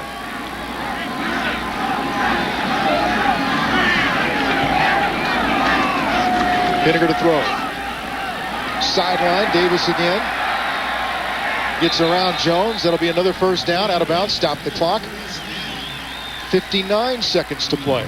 Gotta like what Marquette Davis did there. His route was not long enough for the first down, but once he made the reception, he realized if he turns it upfield, he can get the first down. So he does two things here. One, he runs hard, gets the first down, then he has the presence of mind to get out of bounds and kill the clock with 59 seconds remaining. That's a big-time play by Marquette Davis, who, as you can see, has 5 catches in this first half. He's doing a good job. Fresno State getting close to Osparua field goal range. Pinegar going to take off with it. Cuts it to the outside. He's dropped by Carter inside the 35 to about the 33-yard line. Now we'll see if Fresno State calls a timeout. They have 2 remaining. No, it looks like Pinegar's going to hurry him to the line. I would have called a timeout. They're burning a lot of the clock here, and they have 2 timeouts remaining. Pinegar to throw on second down. Down the field, complete, first down. Flag comes in late. Duncan Reed, the receiver. Paul Jolly, the defender on the play for Nevada. Yeah, Jolly was holding on, and he might have been guilty of a hold. And again, Duncan Reed with the reception. Good throw by Paul Pinegar. We're down to 26 seconds. And Bulldogs might be in good shape if this penalty goes against Nevada. It's a perfect throw by Pinegar. Again, the protection is ideal. And he steps up in the pocket, and Jolly's draped all over him. Good catch. Duncan Reed says, hey, here it is. I'm showing it to you. I got the ball. 26 seconds left in the half. Fresno State with 2 timeouts. Knocking on the door. Pass interference on the defense. Penalty is declined. The ball was caught. First down. Yeah, Jolly was all over him. He's holding him. He's grabbing onto him. So it is an interference call. And again, the Bulldogs, you know, I thought they should have called a timeout, but they proved me wrong by getting that first down. There's still 26 seconds. They're at the 17, 18-yard line. They have those 2 timeouts, so they can use the middle of the field with those timeouts remaining. Bulldogs are 2 for 2 in the red zone tonight. Field goal and a touchdown. This is their 3rd opportunity. Pinegar. Pressured, gets away from it. Now trying to buy some time. Looking, dumps it off, and just throws it away. Incomplete. That'll stop the clock with 19 seconds left in the first half. You know, maturity comes in different ways, and that was a mature play by Pinegar. He was able to bounce outside the tackle box and throw it away and not take a loss. And it was Derek Kennard that pressured him from the inside, number 56 for the Wolfpack. Second down.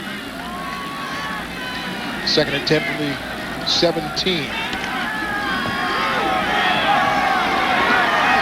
3 receivers in for Fresno State. Rodney Davis, the running back, standing next to Pinegar in the shotgun formation. Pinegar, deep and out of the end zone. intended for, I guess, Jermaine Jamison. But he went to the third row of the band. Yeah, that was a good pass to the band. Unfortunately, they're not part of the game for Fresno State. He was the closest man to the ball, but Jamison was wide open. He got one-on-one coverage with Marlon McLaughlin and beat him badly. And Pinegar rushed that throw. So it's third down now with 14 ticks left on the clock.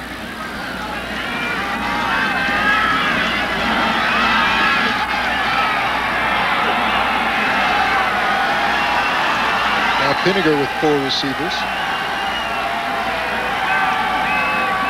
4-man rush by Nevada. Again, he lobs it to the end zone. Marquette Davis has the catch. What do they rule? Touchdown, Fresno State. Great catch, Marquette Davis. What a sensational throw and catch. This is on the Fresno State highlight film for the year. Deep corner pattern. And when I say deep, the back end of the end zone of that back pylon. And Marquette Davis, again, in college football, you only need to get one down. And Marquette, number one, obviously dragged a foot. That was a sensational play by Marquette Davis to make the catch, get the 1 foot down, and get the lead touchdown going into the locker room. Remember the one he dropped earlier? There's the makeup. Now, that was a real good make good. I'll tell you, that was a terrific play. That's highlight film material. Asparuov to attempt the extra point, and he is perfect, as he has been all season long. Now 30 of 30 on extra points, and Fresno State has the lead. 10 seconds left in the half. Let's take a look at this, and I'll tell you, Pinegar drops this in a perfect place. You know, he just threw the last one to the band. This one's right to the corner. Watch that left foot. He did get it in. It's a terrific job. The left foot, you only need one down. There's the grab. There's the left foot down. There's the touchdown. And the definitive look from the near side angle. Come on, we'll widen out for you. There it is, a little pushing with McLaughlin and Davis. The ball's in his hands. Now the left foot down, touchdown, Fresno State. Good call. Great work by our crew as well. Davis with his 5th touchdown catch of the season. That leads the team. Paul Pinegar with his 16th touchdown pass of the year. As you take a look at the Nissan scoring drive summary, 17 yards on the pitch and catch for the score. Ralph, this has been a fun half, and this is what we talked about at the top of the show. Two teams with something to play for. They've been invigorated in this first half, and they've been going at it. It's been a chess game and hard fought and really a playoff caliber first 30 minutes. 14 unanswered points now for Fresno State after trailing this one 10-3.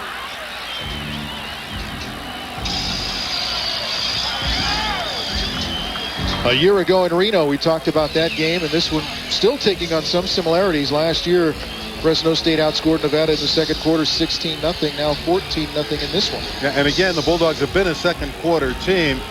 It remains to be seen what kind of second half team they'll be tonight, and they need to play well in the second half to hold off the Wolfpack. Asparuov with the Hoots kick, and the fair catch was called for by B.J. Mitchell, a backup running back. And a good backup running back who's seen a lot of time behind Matt Milton this year. Matt Mitchell was the top running back in Sacramento.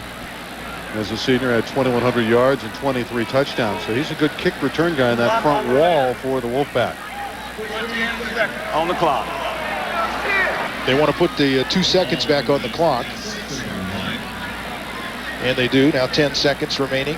You've heard a lot about it with what happened to Kentucky last week with LSU and that long 75-yard touchdown the last play of the half. Here's another 75-yard play.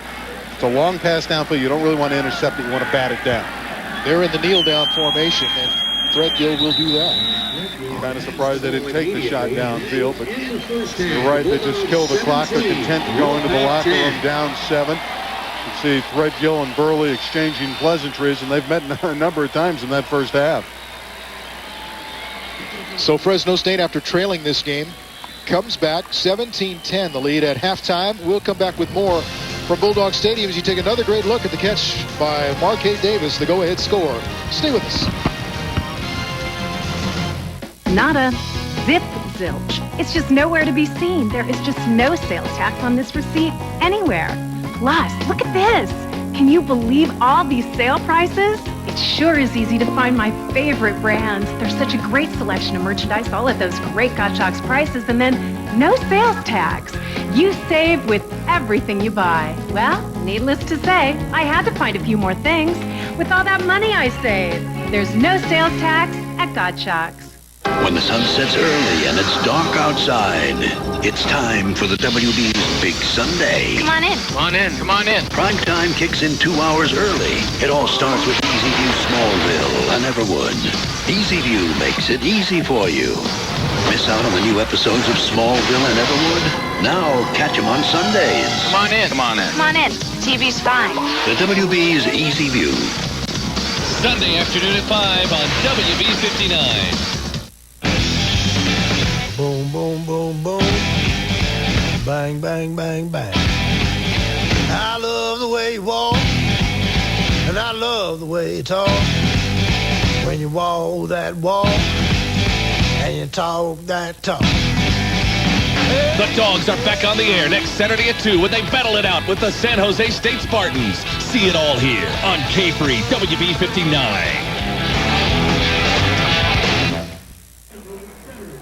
Halftime at Bulldog Stadium. Fresno State with 2 second-quarter touchdowns has pushed ahead of Nevada 17-10. Ralph Wood along with Randy Rosenblum, and Randy, confidence so much a part of this game. I thought Fresno State may have taken a little bit away from Nevada at the end of the second quarter. Yeah, I think a lot of poise by the Bulldogs on that final drive. Pinegar with some great passes and a terrific first half for Marquet Davis, who made some big grabs and a beautiful catch in the back of the end zone, dragging that left foot down for the touchdown to give them the lead. And what about the Fresno State defense, giving up just 10 points in the first half? Oh, they played well. They gave up the one big play, the pass from Threadgill to Flowers early that set up the Wolfpack touchdown. But other than that, they stopped Milton and really stopped Threadgill. Always interesting to see what kind of adjustments are made in the locker room at halftime. What do you expect to change in the second half? I don't see much change. Both teams played really hard in that first half. I think you're going to see much more of the same. I think Nevada will try to release the ball a little bit quicker, and I think we haven't seen any screens to Burleson. I look for Burleson to get more involved for the Wolfpack. All right, still another half of football to play here at Bulldog Stadium. Fresno State leading at halftime 17-10. We're going to send you to the Bulldog Spotlight featuring the Fresno State volleyball team, so enjoy that and come back and stay with us. Time now for the Bulldog Shop Bulldog Spotlight.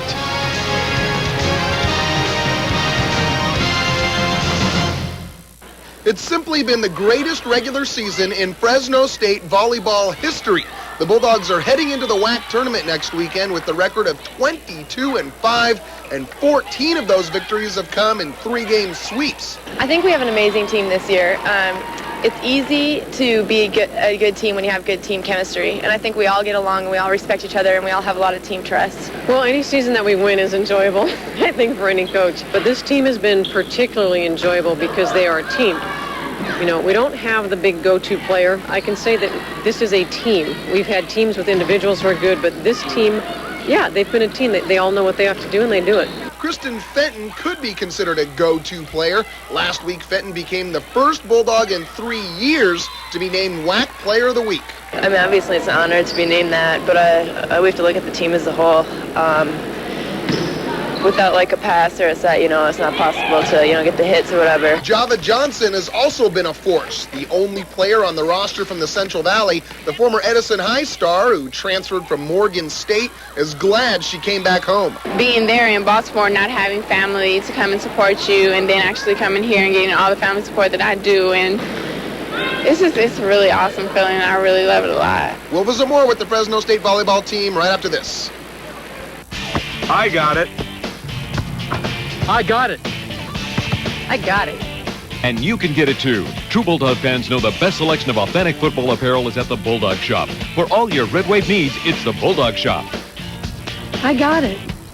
I got it. Don't miss out. Get yours now. Stop by the Bulldog Shop today or shop online at GoBulldogs.com.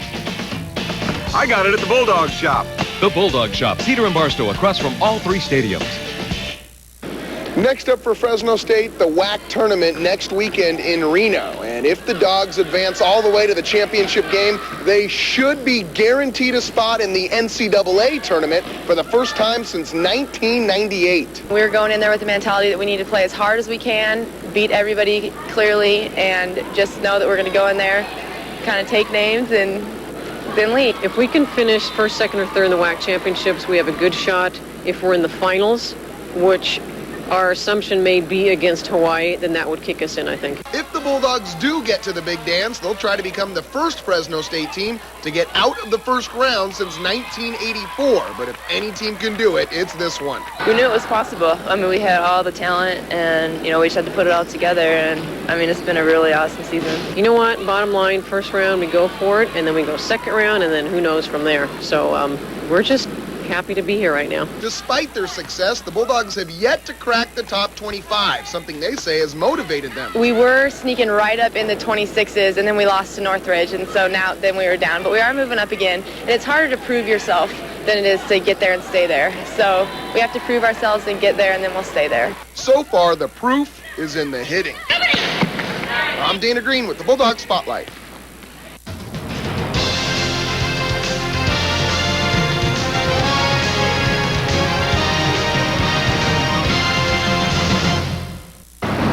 Hi.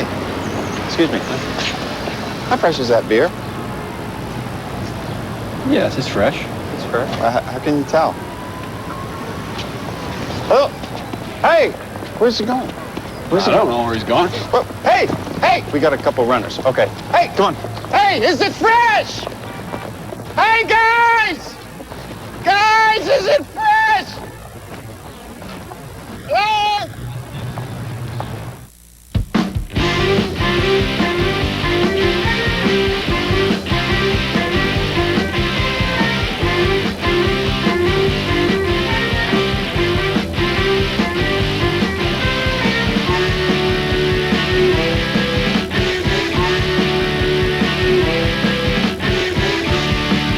Advertising is power. Turn it on. Armadillo Advertising. Meet us at bigdillo.net. On the WB's Big Sunday, after Gilmore Girls' beginnings, it's an all-new charm. Someone special returns. Ah, great. Daddy Dearest, an all-new charm. Then... I'm guessing this isn't a good song. He's coming now. It's not like the world's gonna end right this second. Ring of Fire, an all-new angel after an all-new Charmed. Wednesday. Men. Can't live with them. Might as well beat the crap out of them. She's found someone that plays by her rules. What the hell? An ally from Batman's past. Meet Darkstrike. What's this guy got? What's he got where? Powers. The closer she gets to him, the closer she gets to evil. You don't have to worry about Darkstrike. Who comes up with these names? An all-new Birds of Prey. Wednesday night at 9 on WB59. Good evening, everyone. We hope you're enjoying the game here on K-Free WB59, Cable Channel 5. I'm Eric Alvarez with your halftime report. Iraq says an airstrike by U.S. and British forces killed 7 civilians and wounded 4 others. The attack occurred yesterday in a province about 90 miles south of Baghdad. The Pentagon says the bombing was in response to Iraq's firing surface-to-air missiles and anti-aircraft guns at American and British warplanes patrolling a no-fly zone. Meanwhile, anti-terror operations are intensifying in Yemen. A security official says U.S. fighter jets have been patrolling Yemen's northern border with Saudi Arabia. The jets are patrolling strongholds of Muslim militants in an area where the al-Qaeda terror group is believed to be active. Back here in California, the state's largest HMO, Kaiser Permanente, has agreed to pay $1 million in connection with the 1996 death of a Medicare client. While waiting hours in an emergency room, the woman suffered an aneurysm and died. The fine is the largest in California history against a full-service health plan agency. And we'll be right back.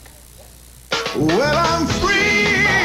People are falling all over themselves. Free falling. To get to Table Mountain's Fall into Cash. Every Tuesday and Wednesday from 4 to 10 p.m., random slot and table game players get 45 seconds inside the Lean Green Money Machine, where we're giving away $160,000. Yes, I'm free falling. So come fall into cash. I'm free falling. Only at Table Mountain. Exploring sacred worlds Look at that. It's beautiful. will test a crew's faith. Help! Somebody! reversing an unholy act. She's been punished by the spirits. Will test a captain's soul. I have a friend who's depending on me. I have to go through the ritual. Now is a rite of passage their greatest hope. She's been poisoned with some unknown toxin. Or their final sacrifice on the next Star Trek Voyager. Monday afternoon at 5 on WB 59. On the WB Monday, an all-new Everwood. In a new town, he is a stranger, even at home. Why do you and Dad hate each other? We don't hate each other. Then how come you want to leave? Now a son decides to break away Why don't you tell me you're thinking of leaving? and return to a place he belongs. You really think I'd be happier in Everwood or better off in New York? I think you'd be happier in New York. That's what I thought. An all-new Everwood. Monday night at 9 on WB 59. On the WB's New Tuesday, a stranger steals the girl of Clark's dreams. Ian's very intense. But two-timing is twice as dangerous. I want you to be careful. Why don't you just admit it? The two girls who used to like you now like me. I think you were jealous. Now both may be lost forever. Hey, girls. How about a double date? Jonathan Taylor Thomas returns to TV on an all-new Smallville. Tuesday night at 9 on WB 59. Welcome back. Although the numbers are up from last year, it seems Americans are still skittish about holiday travel. Molly Daramel explains. The busiest travel season of the year is coming up, and possible military action means jittery but ready and willing travelers. You got to live your own life, and I want to see the country, I want to travel, I want to be with my loved ones. I think right now security has been improved quite a bit, and I imagine if we do go to war, it'll even be tightened up more. All the caution doesn't mean we're canceling. There's no doubt about weakness in the industry, but about 60% of Americans are looking forward to holiday travel, with 1 in 4 planning to take more trips this season than last. In its preliminary forecast, AAA is expecting holiday travel to be up from last year. Industry experts say Americans know what they're getting into. The possibility that we would do something in Iraq or that there would be a potential conflict in Iraq is something that has been extremely well publicized and I think has to have factored into decisions that people have made about their travel plans. And a lot of businesses are hoping travel will make a comeback this year.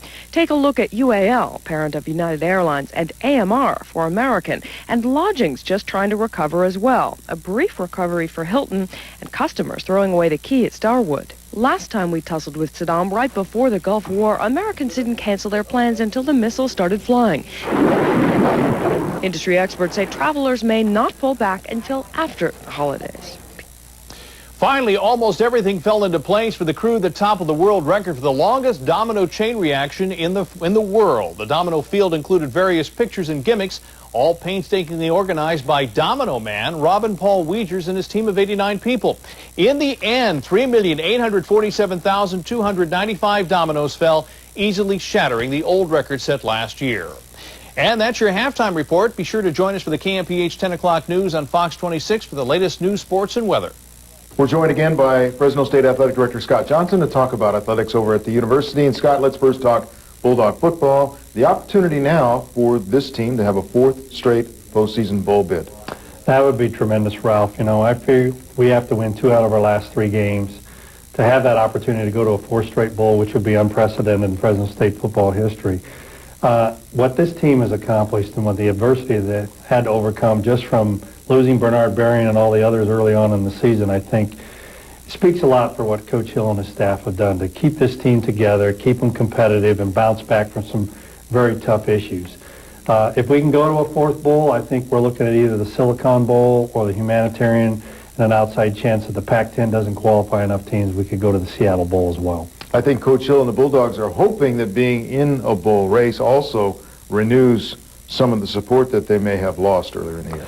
Well, definitely playing midweek games this year and non-traditional Saturdays has hurt that a little bit.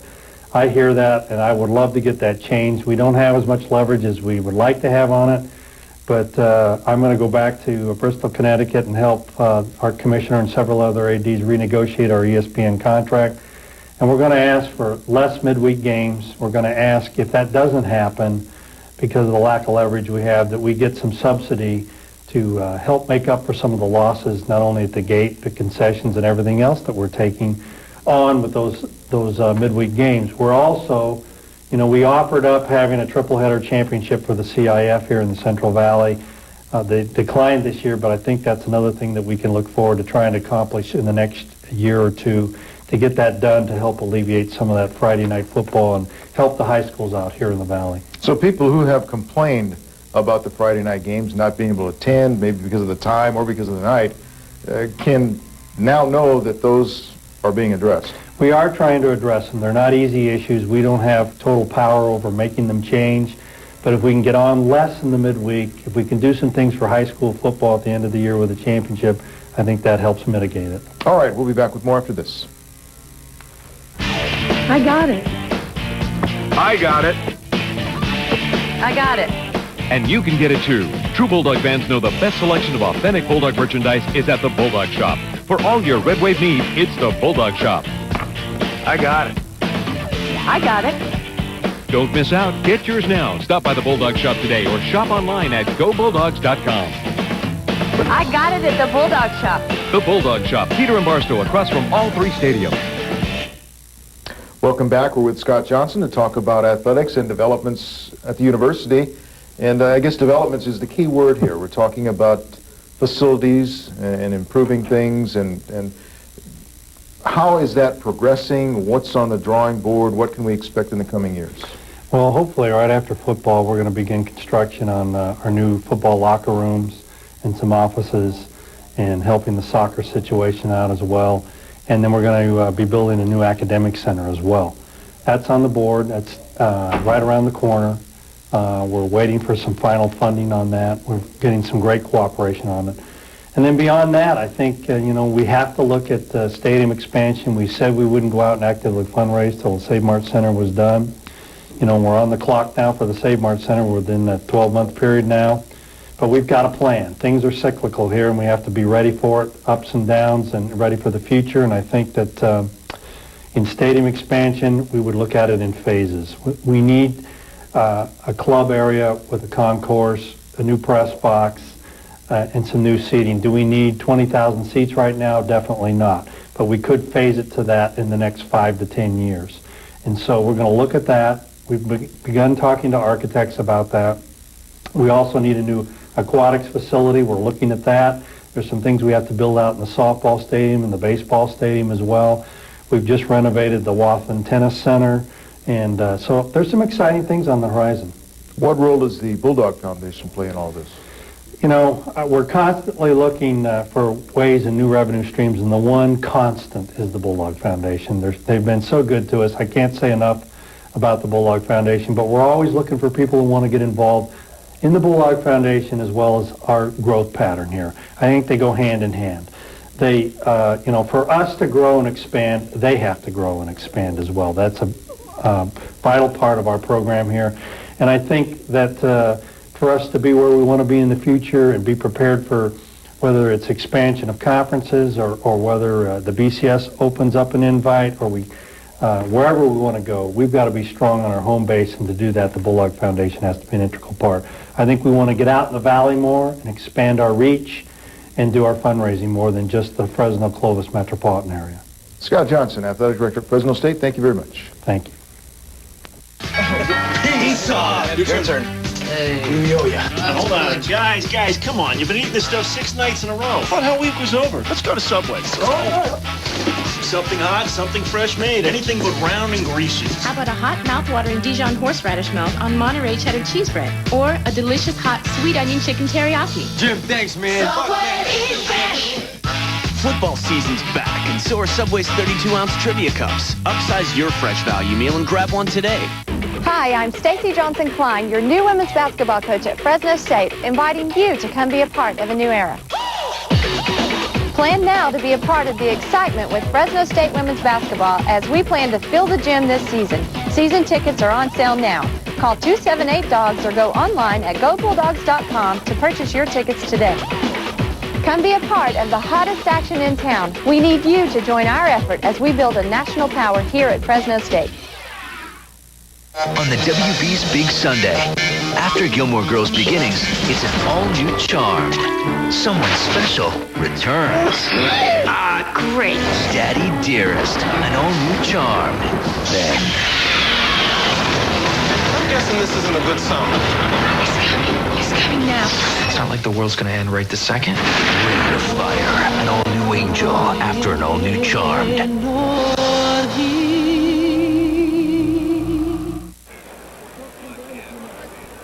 Back at Bulldog Stadium where the Bulldogs lead Nevada 17-10, and we've got a very special guest here on the field.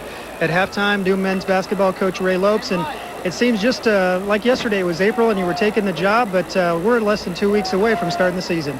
Yeah, it's gone, for a while there it was going pretty slow, Steve, but now that, to me, the season started with that first exhibition game last Thursday. I was glad to get that game underway. After 30 or so practices against ourselves, it's good to see us against someone else, just to get a gauge on where we were as a basketball team. And so we're here now. We got another game coming up next Thursday, and of course on the 29th we really start the season, kick off with Idaho State in the McCaffrey Classic.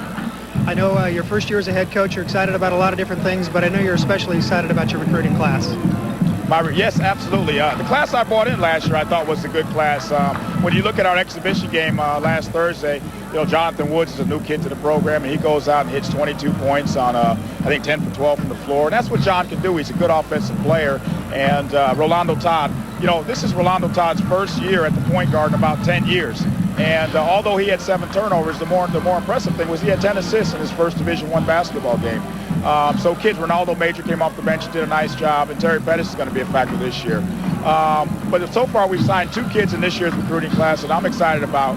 We lose Noel Felix and Hiram Fuller, and I really needed to replenish our front court, and we went out and did that by signing a kid by the name of Jack Marlowe, who's a 7-footer out of Oklahoma, started his career at Oklahoma State, and is a good basketball player. He's got great hands, he's a great passer for a big man, he's got great size, and he'll be a hard matchup down there. And we also got a young man by the name of Drake Bolden, 6'8", athletic kid out of Carl Albert Community College in Oklahoma. Very good player, combo forward, can play small forward or power forward. And I'm excited about both those kids. Good athletes, good kids, and good students. And hopefully we're going to get another one here pretty soon. All right, Coach, congratulations, and we wish you the very best of luck this season. We're looking forward to seeing you at the McCaffrey Classic coming up here in about a week. Well, thank you, Steve. Let's not forget about that exhibition game next Thursday. I would like to see, we had 9,000 last Thursday, and let's keep that thing going. All right. Good luck this year, Coach. Thanks. Let's send it back upstairs. All right, thanks, Steve. Good luck, Coach Lopes. You know what a Raider fan would tell him, Randy. Just win, baby, right? Well, he's undefeated so far. All right, we'll come back with more from Bulldog Stadium right after this.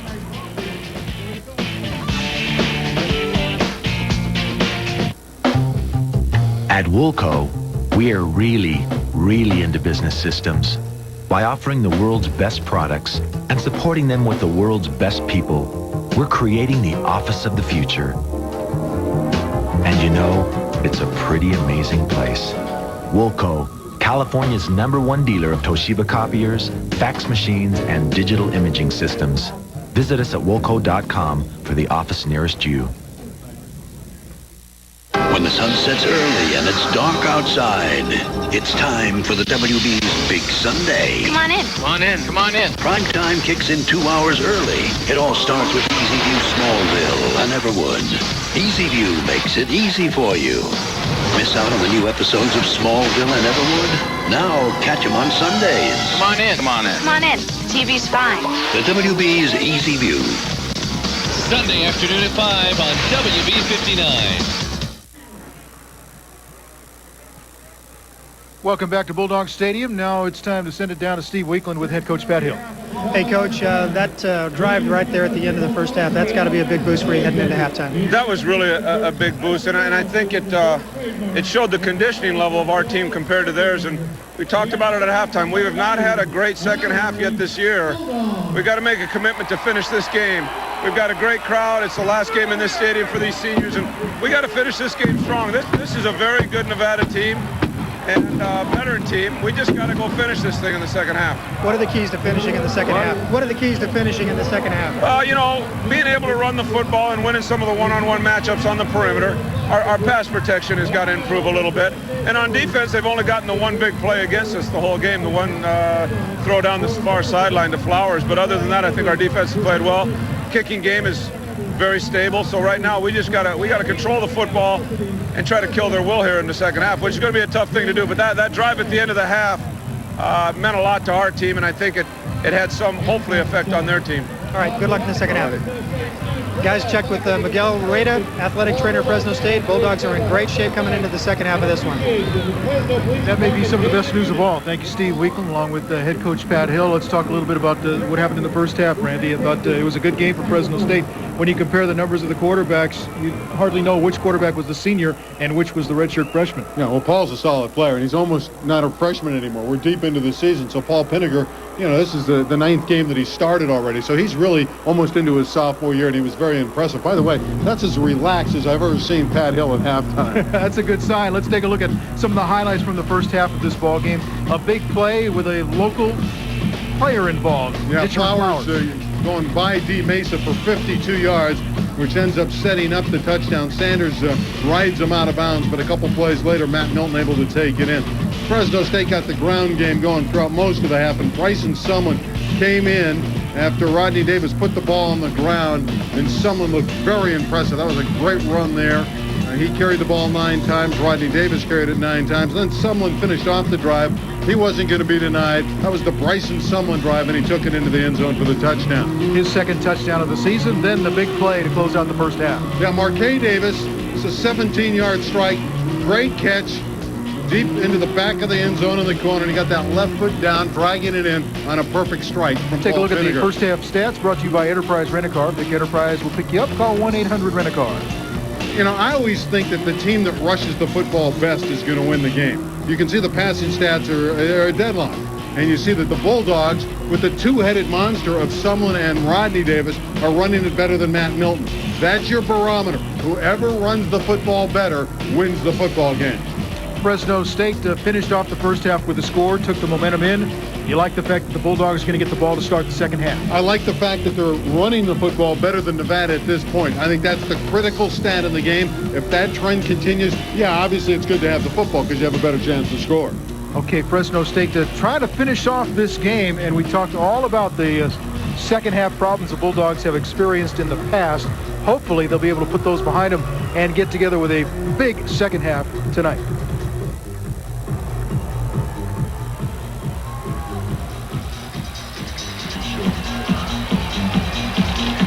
Adam Jennings back deep for Fresno State.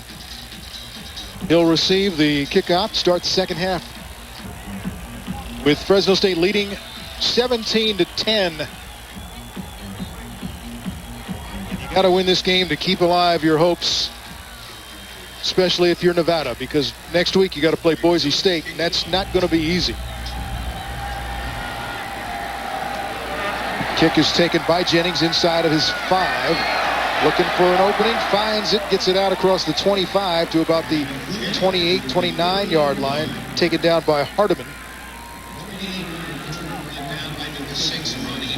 And it must feel good for Adam Jennings to be able to return a kick. Remember, Tulsa just never let Fresno State run back a kick in the last game. Kind of pooch kicked all night long. Those are the numbers on Paul Pinegar, and he was very solid in the first half, mistake-free. I look for number 22 to get the ball early in this half. He only had 9 carries, Rodney Davis, in that first half, and he was productive with 60 yards. And right away it starts with Davis. Tripped up, maybe tripped over his own offensive lineman, Tua down there. Picked up about 2 yards. It'll be second down and about 8 for Fresno State.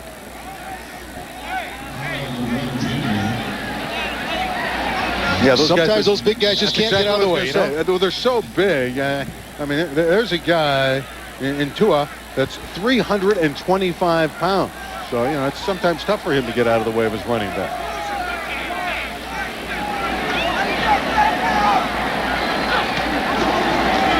Hand off to Davis into the pile. Picked up maybe a yard. And we knew Rodney Davis was going to come out and handle the football, and so does Nevada. And so it's incumbent upon Pinegar now to go back up top. It'll be 3rd down and 7, and he needs to complete some passes to now take some pressure off of Rodney Davis. 3rd down and 7, Fresno State, just at the start of the second half. 7-point lead for the Bulldogs. Pinegar out of the shotgun. DeAndre Gilbert, number 87, in motion. 1 of 3 receivers in. Whistle stop play. Yeah, Marquez Davis moved early. It's going to cost the Bulldogs 5 yards. Just started to go a little bit early. He wanted to get the jump on McLaughlin. And you can just see the head coach. Oh, boy. Not the way you wanted to start the second half.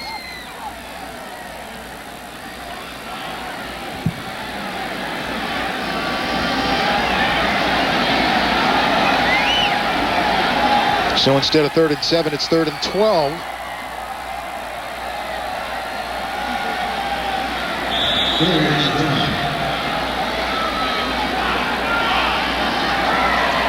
Again, Pinegar will work out of the shotgun. Again, DeAndre Gilbert in motion.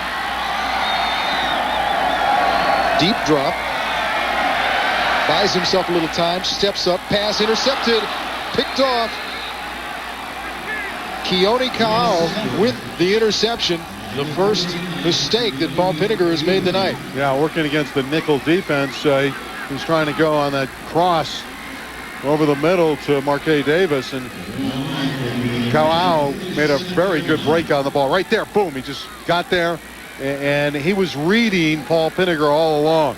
So 39 knew the ball was coming because he had his eyes focused on the quarterback, and when the throw was coming, he was right there to dart in front of Marquez Davis. So much for getting the ball first. Now Nevada's set up with great field position at their 47. Let's see if they can cash in on the Bulldog mistake. Milton in the backfield behind Threadgill, who will throw on first down. Slings it to the far side. Pass is complete to Fleming. Knocked out of bounds by McGill at about the Fresno State 45. A flag is down in the Nevada backfield. And the Wolfpack looked like it might be on them.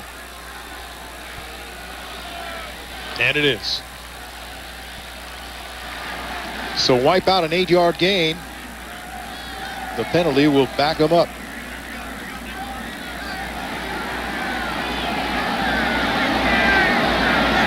Alan Parker holding on 78. You can see he's got that left arm draped all over Claude Sanders. So it's Alan Parker, junior returning starter, 2-year varsity performer, a good one up front. He's been banged up with physical ailments all season. He was the one that was holding on to Claude Sanders, and it cost Nevada a good game. 6 penalties, 66 yards for the Wolfpack. Now from the 37. Threadgill changing the play. Hand off to Milton. Runs into Burley. Then into Sam Williams. Finally dropped after a gain of about 5 across the 42-yard line.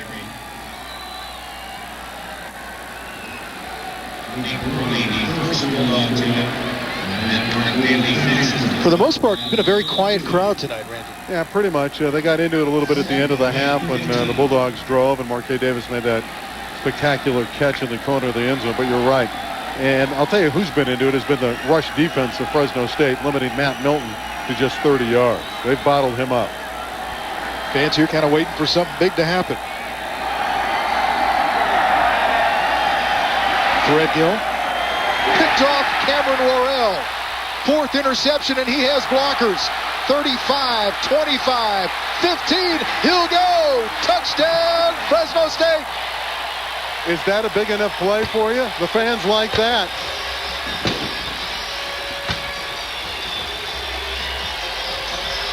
Bulldogs will pay the penalty for a celebration in the end zone, but they'll take it.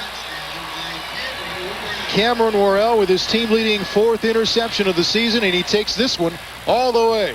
On senior night, Cameron Worrell, one of the 12 seniors. They wanted Burleson, who slipped down an underthrow, and there's Cameron Worrell, and he picked up great blocks downfield. You see Burley there, Wall setting up, and Worrell driving all the way for a touchdown. That's got to be a great moment for the senior. Out of Chowchilla. Unsportsmanlike against the scoring team. 15-yard penalty. Extra point attempt. Well, you can't celebrate anything nowadays in college football. You have a little fun in the end zone, and the flags are going to come out. Yeah, but I like the fact that we've been talking about the crowd, and they're alive now. A combination of the touchdown, and everybody hates the celebration roll, so they get into that. But really, if you're going to get penalized, here's a good 15-yard penalty. even though it makes it a little bit more difficult for Asperoff, he should make it from 35 yards out. He hasn't missed yet this year. 31 out of 31 for Asen Asperuov on conversions. And nothing but end zone for Cameron Worrell, a 14-point Bulldog lead. Nada. Zip. Zilch. It's just nowhere to be seen. There is just no sales tax on this receipt anywhere.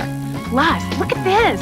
Can you believe all these sale prices? It sure is easy to find my favorite brands. There's such a great selection of merchandise, all at those great Gottschalk's prices, and then no sales tax. You save with everything you buy. Well, needless to say, I had to find a few more things. With all that money I saved, there's no sales tax at Gottschalk's.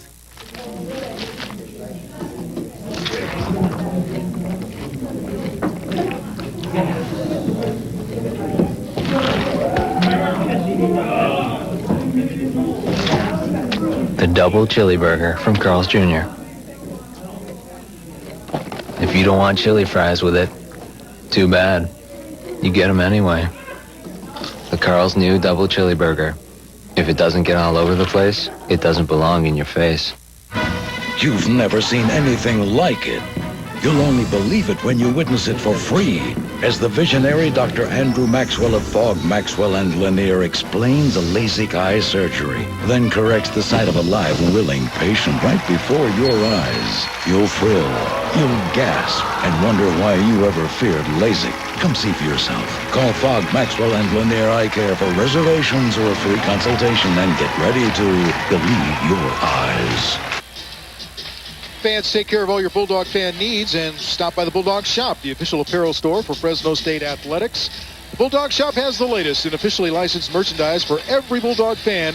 The Bulldog Shop, open Monday through Saturday, located on the corner of Cedar and Barstow. And you can also shop online at GoBulldogs.com. Well, we're going to see a celebration penalty on Fresno State. It's mild by nature, but you can't spike the ball or... Oh, that just stinks. They got to get rid of that. That's not. Ralph is going to lobby with the NCAA. Oh, forget he just that. Tossed the that's ball a lost cause. I agree with you, but the game's an emotional game, and they should be allowed to celebrate. But they don't want taunting, and they've taken it too far. Hardiman to about the 21, maybe the 22-yard line. D. Meza in on the stop for Fresno State, along with Kyle Goodman and Randall Fields. Yeah, you heard Pat say, they hadn't finished it up in the second half, and, he had a good talk with them at intermission, and you can see that Fresno State is still emotional, like they were at the beginning of the game, and if you can carry that emotion throughout the contest, they should be in pretty good shape. Well, what a swing as well. Fresno State had just turned the ball over on an interception thrown by Paul Pinegar, and boom. Well, the Bulldogs defense has clamped down after turnovers this year. They've done a pretty good job at that throughout the season. That's 21 unanswered points for Fresno State. Remember, they were down 10-3 at one point. Milton, the ball carrier, gets it to the outside. He has running room, not to the turf. At about the 43-yard line by Worrell. That's the first time tonight Matt Milton has gotten loose. Remember my barometer. If you can run the ball, that opens up the passing game, obviously. That's good blocking up front. Harvey Dahl, 74, with the block that frees the running back Matt Milton, who's a very good performer, just a freshman. He's over 100 yards per game, 100.6 average. He's a very solid performer, and that gives them the operating room they need for that spread offense. 5 receivers in, spotted at the 44-yard line. Williams coming on a blitz, pass to Burleson over the middle. Hit both by Daly and McGill, finally goes down at about the 46-yard line. And we're going to see a lot of Nate Burleson in this second half. He's another guy who's going to play with Nick Burley at the Hula Bowl. Just a terrific performer. NFL scouts love him because his ability to do things with it after he catches it. And here's a case where he gets an extra 2-3 yards because he's so strong. He usually has those long strides in the open field. But here with a cluster of tacklers, he just lowered his shoulder and got an extra couple yards for the Wolfpack. Nevada substituting freely. Several players in and out of game seems on each play. Milton, the ball carrier, hit by McIntyre, dropped by Mesa and McGill after no gain. They have lost half a yard. And this is a critical drive for the Wolfpack. They know that the Fresno State defense just scored a touchdown. They've seen Fresno State score the 3 scores, 21 unanswered points. They need to answer back. They're down by a couple scores. They're in a hostile environment. Nevada's Wolfpack needs to do something on this drive, and they know it. 2nd and 11 now. 3 receivers to the top of the screen. Mann, Fleming, and Burleson. Threadgill picked off. Sam Williams pitches it back to Mesa, taking it down this sideline. Now he'll cut it back inside, try to pick up blocking, and Mesa could go. 1 man to beat. It's Fleming. Touchdown, Fresno State. Wow. Big plays by the defense. 2 touchdowns, and it was a blitz. Cameron Worrell, the safety, was coming that forced the hand of Threadgill, and he threw it right to Sam Williams. And what about the presence of mind of Williams to lateral it off to D. Mesa? The interception to Williams, the touchdown, his 2nd of the year. D. Mesa. You see, 24 was the player, though, Cameron Worrell. He scored the last touchdown, but he forced that mistake, and Williams, a thinking man's linebacker, just doling it off to his teammate Mesa, who made quite a run for the score. Either that or a hearing man's linebacker. Maybe Mesa was back there saying, pitch it to me, pitch it to me. Well, he was there. He was in the right spot, and Sam Williams did the right thing. Asparuoff makes it 28 unanswered points for Fresno State. And now the Bulldogs have opened up a 3-touchdown lead. It's 31-10. Take another look. You don't see too many quarters where you return interceptions for touchdowns. I mean, I don't remember the last time the Bulldogs had 2 interceptions for touchdowns. What a great run back. Oh, it really was. I mean, and he stayed within himself with the blockers, looked around, made that final cut to beat the last man, McLaughlin, downfield, and just dove into the end zone. That's just a terrific play. But it was 24 Cameron Worrell that really made the play, and Sam Williams, the thinking performer, giving it back to D. Mesa. And hey, we've had some lightning here. Strike twice. Lightning does strike twice in the form of Bulldog interceptions for touchdowns. Fresno State defensive coordinator Dan Brown loves to come with the pressure, and the pressure pays off. And Mesa getting in, and that, the players like to do that now. They don't have to dive in, but it puts that dramatic effect to it. Why isn't that a penalty? It should be, but who, Well, I'm glad it's not anyway. Fresno State will kick off. Mesa had a punt block for a touchdown earlier this season, so his 2nd time in the end zone this year. Yeah, that was against Hawaii. You might remember he blocked it, picked it up, and ran the distance. But, Dan Brown doesn't want his team to let down, but now his defense has to go back there for a 3rd straight time. Well, and those guys are now thinking, whose turn is it next? Who's the next guy to take one back to the house? They might be thinking that, but first they got to get some oxygen because they're going to go back out there again. So look at this, 31-10. Now, Nevada has the kind of offense that could get them back in the game. Last week we had a Tulsa football team that wasn't going to come back. Nevada knows they got a chance to go to a bowl, and they're going to have to rally, but I think they're in deep trouble, no question about it. Yeah, 3 minutes ago it was 17-10. Fair catch, again taken by Mitchell. Fresno State not wanting to chance a big run back, so this one will be at the 30-yard line. That's where Nevada will come back out, and Zach Threadgill, little shell shock probably right now. That's exactly what I was going to say. Those are not normal Zach Threadgill numbers. I mean, he's been picked off 14 times this year, but he's thrown 24 touchdowns. You can see, if you take away that 152-yard strike to Flowers, he's done limited damage.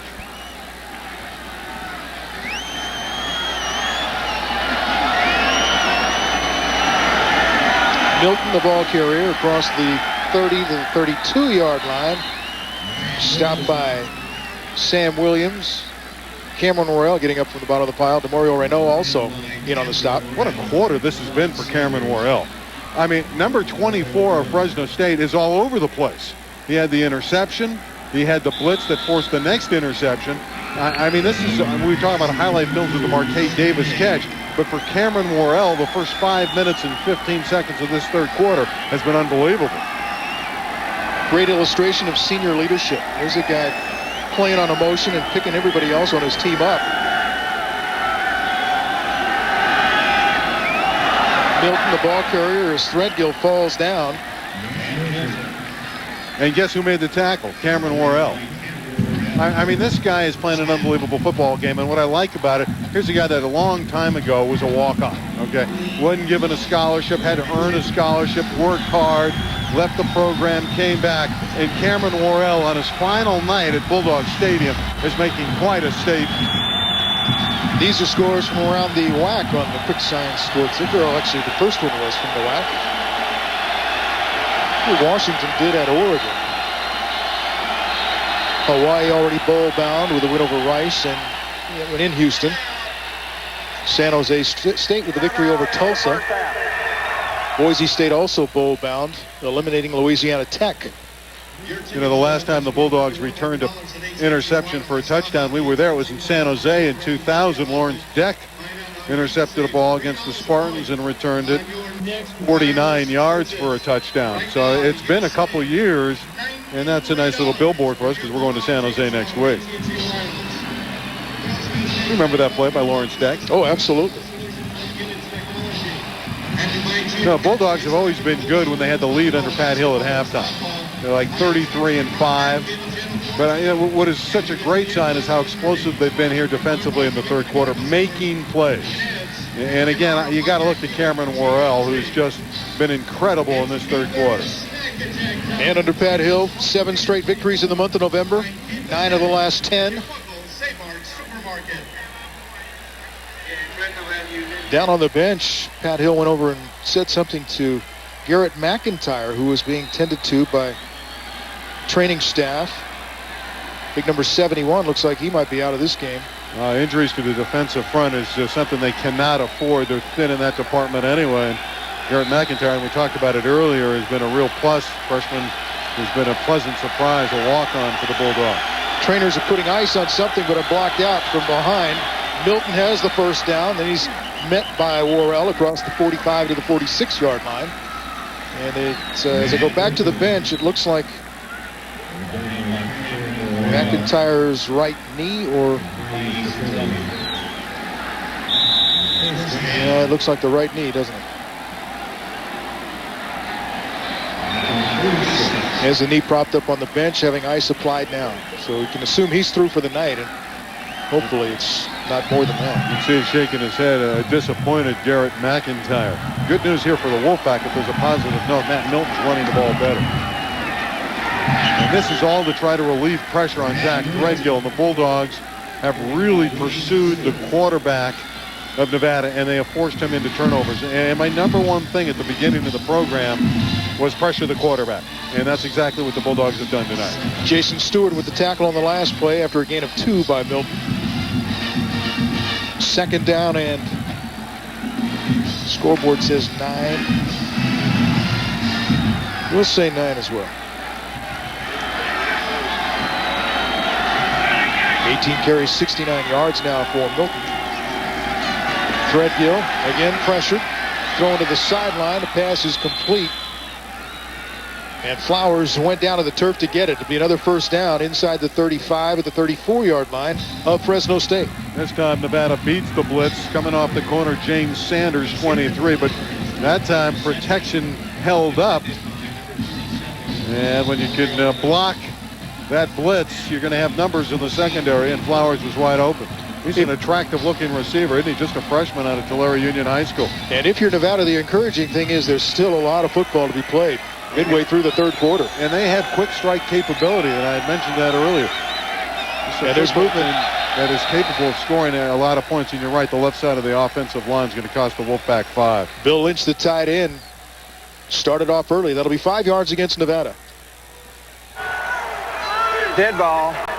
Ball start on the offense. 5-yard penalty. Remains first down. But now 1st and 15 instead of 1st and 10, and those are the things that drive a head coach crazy. You got things going, and boom, you're backing up. There's not a happy head coach right there, Chris Tormey. You can just see by the body language, he doesn't like the position that his team's in. The pitch to Milton, looking for blocking along the left side. Won't find much, picks up about 4. Cameron Worrell, Mark Daly in on the stop for Fresno State.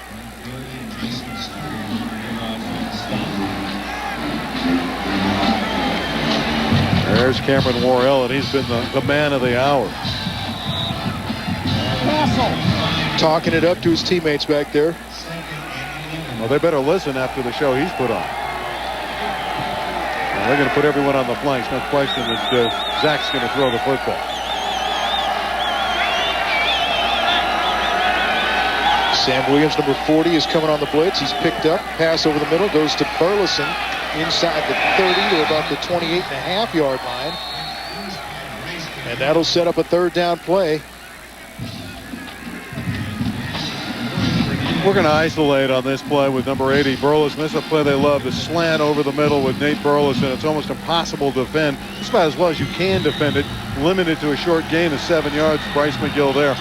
Again, Burleson has not gotten loose. He's got 4 catches tonight, but he has not done great damage. Remember, the leading receiver in the nation, 117 catches coming in. Nevada 3 of 9 on third down so far. 3-man rush. Pass is complete to Burleson. And he should have the first down by about a yard. Make a stop here now, guys. Well, Burleson's too good a receiver to be held in check all night. Threadgill getting some good protection. Just a 3-step drop finds him quickly. And again, there's a smart football player running a route that's going to get him just enough yardage to keep the drive going and get a first down. 6 catches, 65 yards for Burleson.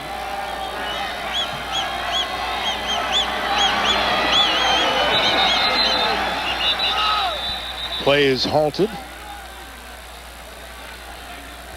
Whistle stopping play. Let's hear what it is. Going to be against Nevada. Dead ball. False start on the offense. 5-yard penalty. Remains first down. Well, if the Wolfpack's making it tough on itself with these mistakes, they're having to overcome penalties. And I think Chris Tormey's getting a little unnerved on the sideline about his team not executing on this drive. Now, they've been able to overcome it with these throws to Burleson, but you constantly can't put yourself in a hole like that. Now, as they break huddle, 2 players come running off the bench and into the game.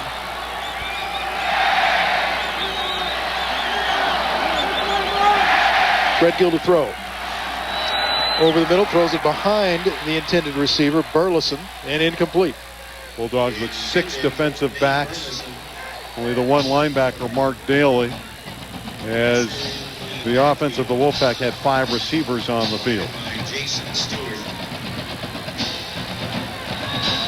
Second down, 15. 5 minutes and 16 seconds to play in the third quarter. It's 31-10.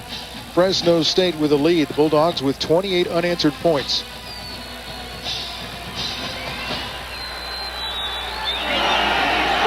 Again, an empty backfield. 5 receivers in for Threadgill.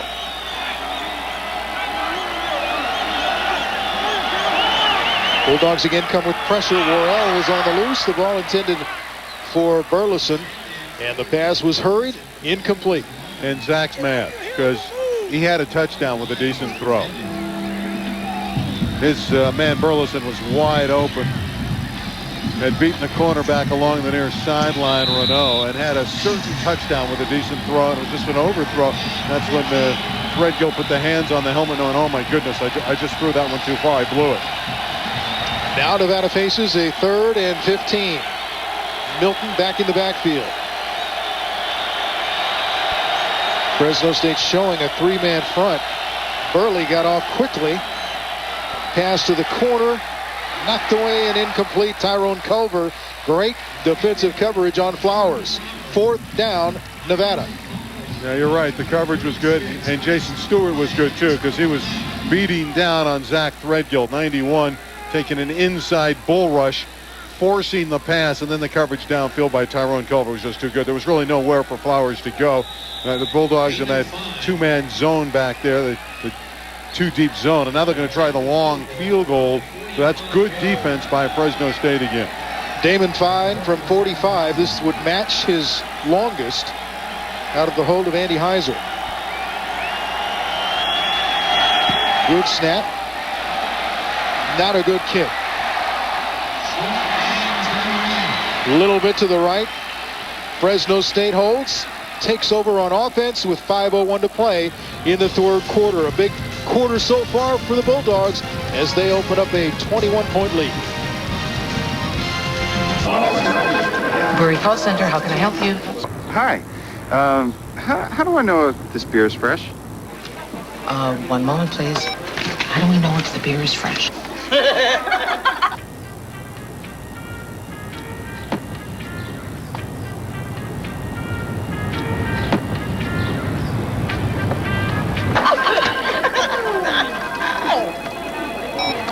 Sir, are the bubbles going up or are they going down? I am Blue, a product of two, son of Berry, daughter of Cola, altogether different but not altogether the same.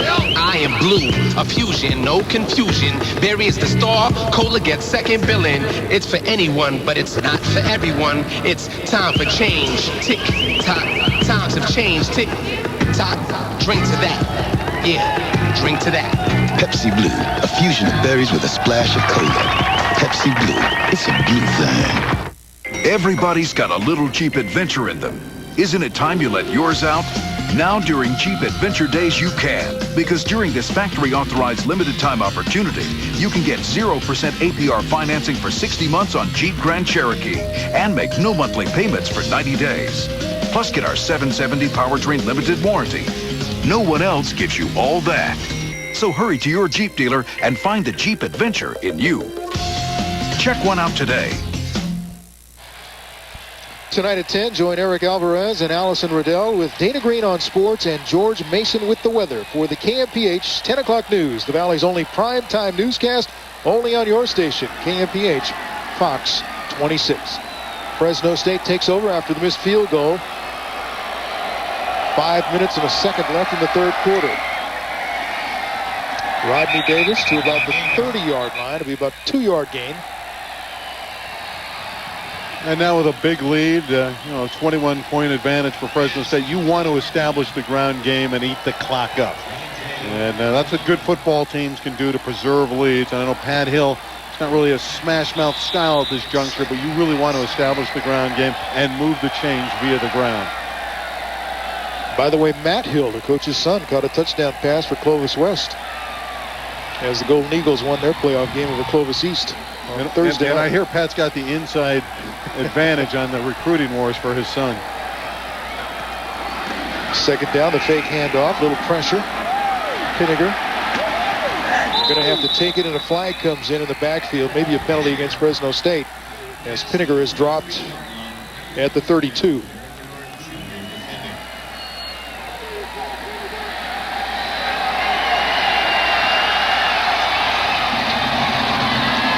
It's a face mask against the Bulldogs.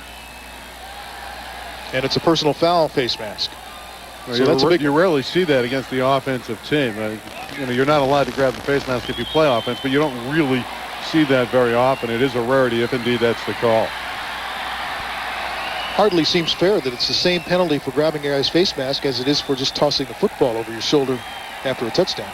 Life is not fair. Okay. Life is not fair.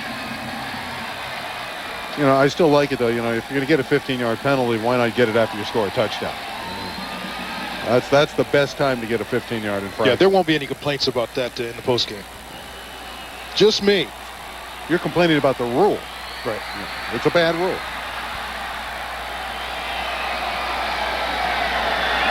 Now, these guys are so surprised that there's a face mask on the offensive team. They're just shocked out there. Yeah, what would take you so long? You got to take it. Personal foul, face mask, gets the offense, 15-yard penalty, replay, second down.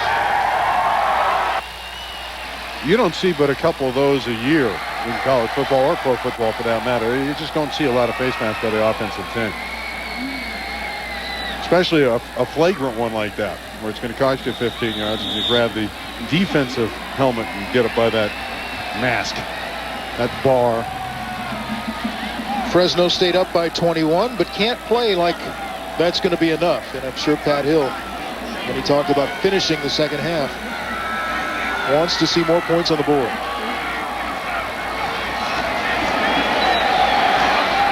Pinegar fires complete to Davis, out of bounds. 28-yard line. Yeah, and Ralph, I don't get the sense that the Bulldogs are going to get complacent. And here's a good pass and catch, Pinegar to Marquez Davis, and Marquez certainly a candidate for the player of the game. He's had a terrific contest. His touchdown at the end of the half really fueled the Bulldog surge. And that's a good pass and catch under pressure again. He had to release that ball to Pinegar in the face of a furious rush, and he was right on the mark. Now Pinegar on 3rd and 10 will work out of the shotgun. Blitz by Nevada. Unloads. Pass intended for Reed. He had Hardiman draped all over his neck. No flag. 4th down. Fresno State will punt. Well, Hardiman arrived the same time the ball arrived, and that's okay. If he got there early and hit him, it wouldn't have been legal. But as the ball gets there, that's when the defender gets there. And I think it's a good call. It's just good hard-nosed defense by Ronnie Hardiman. Jason Simpson on to punt it away. Standing back at his 30-yard line is McLaughlin.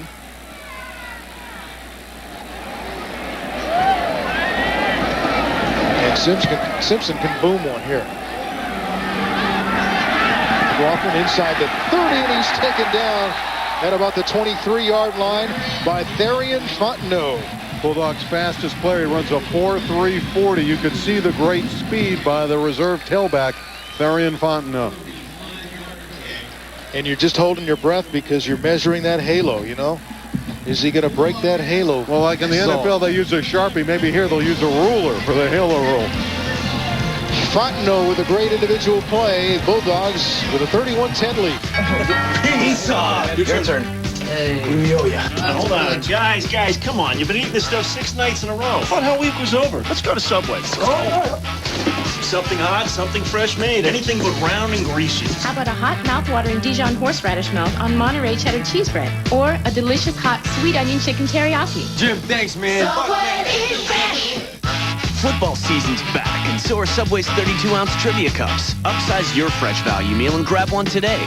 If you've been shocked, even dropped by your insurance company, now is the time to find a new home at our new home. Come see us at our new office, where our goal is to get you insured at a fair price. Cost less, reliable insurance. Alley-wide with our new, more convenient Shaw location in Fresno. Hi, I'm Stacy Johnson-Klein, your new women's basketball coach at Fresno State, inviting you to come be a part of a new era. Plan now to be a part of the excitement with Fresno State women's basketball as we plan to fill the gym this season. Season tickets are on sale now.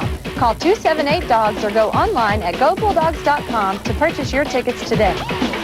Come be a part of the hottest action in town. We need you to join our effort as we build a national power here at Fresno State. Tired of watching the standards of daytime TV fall lower and lower? Then meet Rob Nelson. Hey, I don't have all the answers, but together, I know we can find them. The Rob Nelson Show. Weekdays at noon on WB59.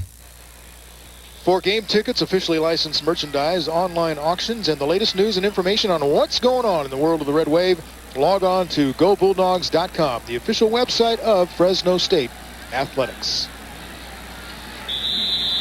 Well, the good news about Nevada having the football, we get to see more Cameron Worrell, who has been flying to the football all evening. Not good news for Zach Threadgill. Not at all. He's been seeing a tremendous rush. Guys like Stewart and Burley and Sanders have been all over him, forcing his hand. And there's been Cameron Worrell in that secondary that's played so well, too. Threadgill will throw on first down if he can get it away, and he can't. Sacked by Jason Stewart. We talked about Jason all year. He's an emotional guy, and it's an emotional night. So it's going to be a good evening for Jason. And he's been very productive, and he's been stronger the last couple weeks. He seems to be getting better and better in his final year, and that's what you like to see, someone, staying with it in his final campaign. And he's been so good tonight, and for Threadgill, it's been a thoroughly frustrating evening to this juncture. Stewart came in with 3 sacks on the season.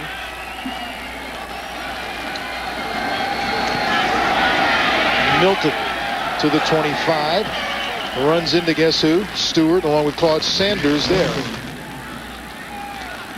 And fans, with that sack by Jason Stewart, Terriagoyen of Tulare has just qualified to win a trip to the Silicon Valley Classic in December, courtesy of Subway Sandwiches and K-Free WB 59. Now, technically, that was the first sack for the Bulldogs tonight, but that really doesn't tell the story. They put the pressure on, the heat on Threadgill, and remember, they're very short drops, 3 and 4 and 5-step drops, so it's tough to sack Threadgill, but they put the heat on him and forced the hand of the quarterback of the Wolfpack.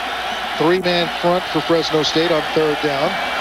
Threadgill pass to Flowers, has a first down and more across the 40 to about the 43-yard line. Tackled there by Nate Ray along with Cameron Worrell. Well, here's a guy with great size and explosiveness, and he's meeting his expectation level. Nitrin Flowers is a future star at Nevada. He is an imposing-looking receiver who is going to get better and better. And obviously with Burleson ready to leave the program, there's the heir apparent. He's going to be a star on the flanks for the Wolfpack. Yeah, you say a future star. He's been the receiving star tonight. Yeah, he's been their best guy so far, with Burleson drawing so much attention. His big catch set up the only touchdown for the Wolfpack. This time it's Burleson. Grabbed by Stewart and Meza. Gain of about 6 to the 50-yard line. And that zone blitz, Jason Stewart's back there contending with Burleson. But that's what your defensive guys, your defensive linemen drop back in pass coverage, and there's 91, and he's had an effective game tonight. It's not easy to be locked up with a guy like Burleson, but there he is, Jason Stewart, doing the yeoman work, chasing quarterbacks and running down receivers as well.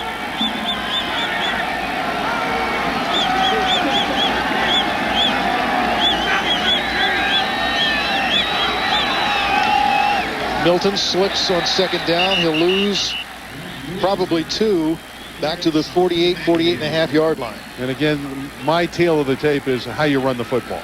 And Nevada has really not run it effectively. There's been a couple runs by Milton here and there, but for the most part, as he slips down on this occasion.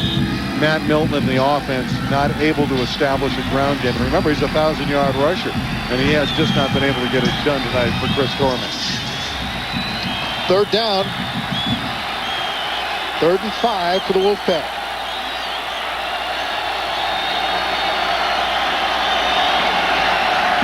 Threadgill, great catch by Burleson right at the sticks. Should be a first down, but a one-handed grab by Burleson. And we're seeing the attractiveness of Burleson down the stretch in this quarter. That's a beautiful reception there, Alfred. You depicted it so nicely, using that left hand to catch the football. And that was a good throw by Threadgill, because Nick Burley was crawling in right there and nearly had a sack. It is good for a first down. 5 receivers in now for Nevada. Threadgill will again work out of the shotgun.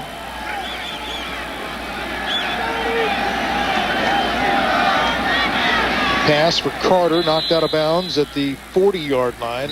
McGill and Worrell on the coverage. And we've hit zeros on the clock for the 3rd quarter.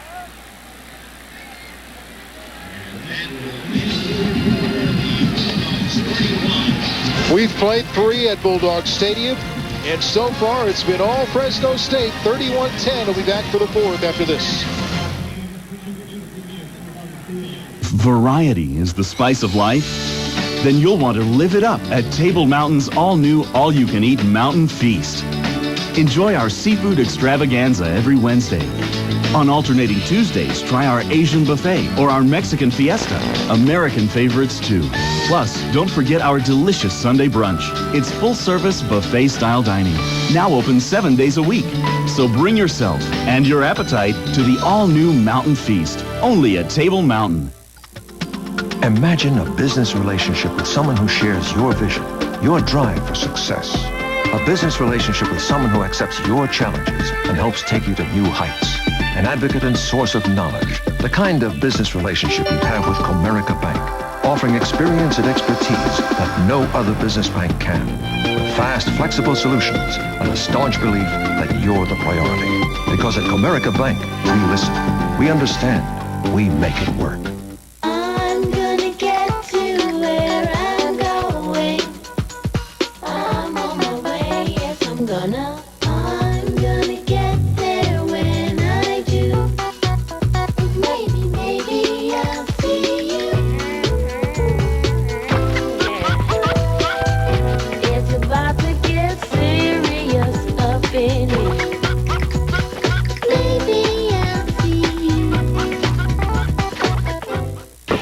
I got it. I got it. I got it. And you can get it too. True Bulldog fans know the best selection of authentic Bulldog merchandise is at the Bulldog Shop. For all your Red Wave needs, it's the Bulldog Shop. I got it. I got it. Don't miss out. Get yours now. Stop by the Bulldog Shop today or shop online at GoBulldogs.com. I got it at the Bulldog Shop. The Bulldog Shop, Cedar and Barstow, across from all three stadiums. Fans at Bulldog Stadium enjoying the Bulldog bounce. It's a tradition starting the fourth quarter where they play some jumpy music and everyone dances around, including Randy. And that was a sight to see here in the press box. No, that's one that will not get on camera. Well, the fans have been treated to quite a show. 2 60-yard returns, 160, 162 yards for a touchdown interceptions. Cameron Worrell was 62 yards. D. Maces was 60. And really back-to-back occasions. Really great thrill for the fans and a great thrill for the Fresno State football team in that third quarter. Let's see if they can sustain it here in the fourth. Nevada hasn't scored since the final 36 seconds of the first quarter. It's been a 28-0 Bulldog blitz since then. Threadgill has time. Looking deep for Flowers. He has it and steps out of bounds at about the 10. And a flag comes in. They'll add yardage to that. May have been D. Mesa with a late hit out of bounds. Yeah, it was D. Mesa. And again, a little wrinkle here, a little rollout in the pocket to buy a little extra time. And Flowers again gets open deep. And we've talked about Flowers, and there's the Mesa hit, and it is a penalty. But Flowers has that ability, the long strides and the great speed as an athlete to get open. Dead ball. Personal foul against the defense. Boy, he put enough moves on Mesa to screw him right into the ground. And Mesa's gassed. D. Mesa is a tired guy. Remember, he had one of those interceptions for a touchdown. If the Wolfpack can score here, there's still a full quarter to go. They can get back into the game.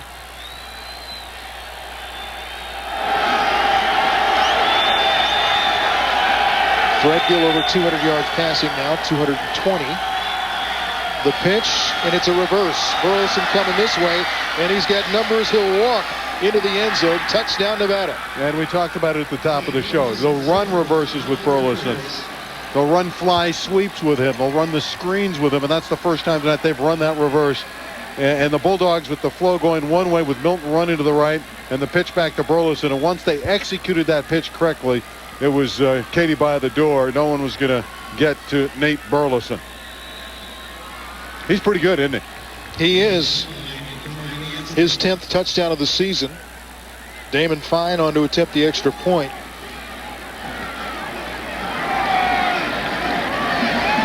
Boy, it gets quiet here when the opposition scores. Sneaks it inside the right upright. Nevada has now in the fourth quarter outscored its opponents this season 90-64, and the Bulldogs have been outscored in the fourth quarter 112-43. You know, Burleson. This game isn't over. No, it isn't over. And Burleson is so smooth, he almost makes it look easy. You get lulled to sleep. He's got those long strides. Doesn't look all that fast, but let me tell you, he's still one of the fastest guys out there. And those long strides and got some good blocks. They walled off the Bulldogs up front. An easy touchdown for Nevada. After 28 unanswered points for Fresno State, that sideline's probably saying, wow, we finally got one back. The Nissan scoring drive summary shows the touchdown goes to Burleson, but both of Nevada's touchdowns tonight have been set up by the redshirt freshman, Nitrin Flowers. Yeah, and Nitrin Flowers, and we talked about it, as a great athlete. He's going to walk on and play basketball at Nevada. He's got leaping ability, he's got explosiveness, and he's got eligibility. And what a luxury that's going to be for Chris Tormey to have him for this year and 3 more seasons.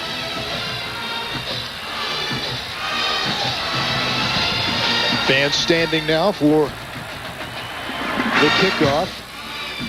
Derek Jones will kick it off. You see Fresno State with just 19 yards, that's offensively. Well, that's misleading because the Bulldogs have been scoring on the defense and been on the field playing defense, so you're going to have a little bit of a discrepancy there. Marquade Davis takes it on the fly and gets across the 25 to about the 29-yard line. And a penalty flag comes in at the 25.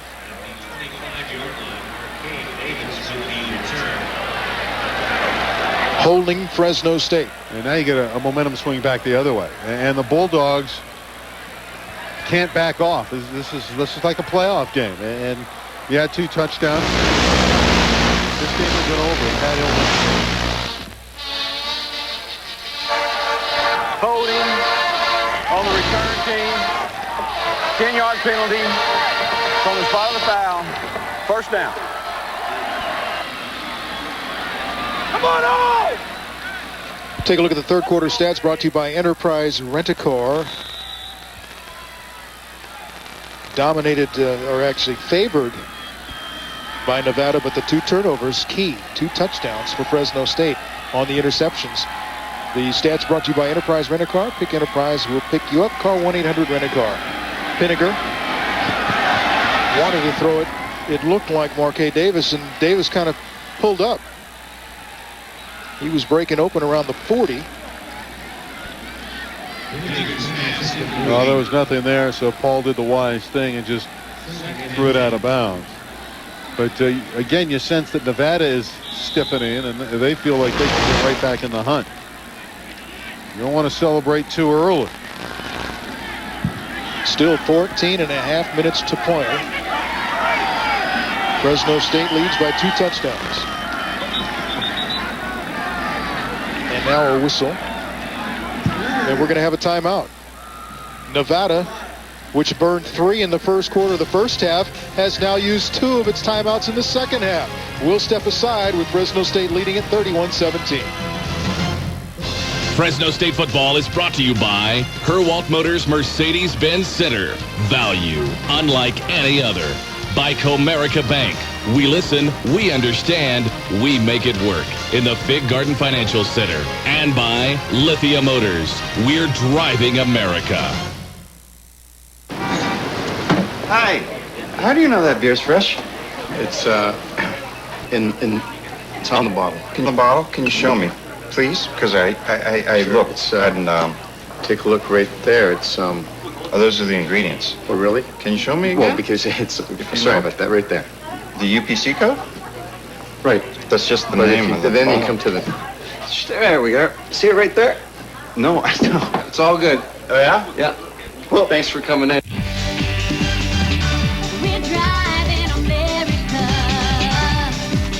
Hyundai sales have tripled the last 3 years?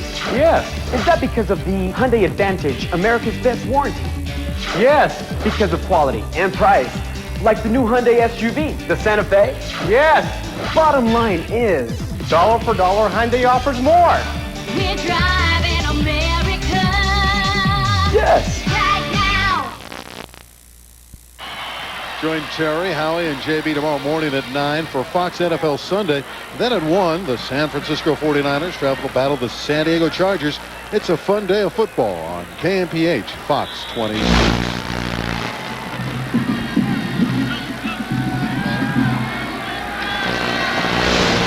Paul Pinegar want to try to establish some things here. Bulldogs backed up a little bit, so he throws on safe pattern over the middle. DeAndre Gilbert.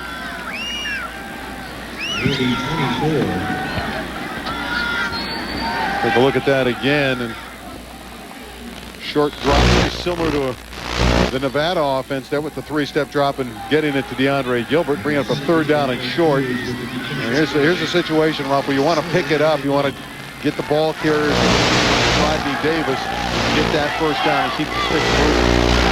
Formation both on offense and defense. The handoff will go to Davis. He has the 1st down and a little bit more across the 25 to about the 28-yard line.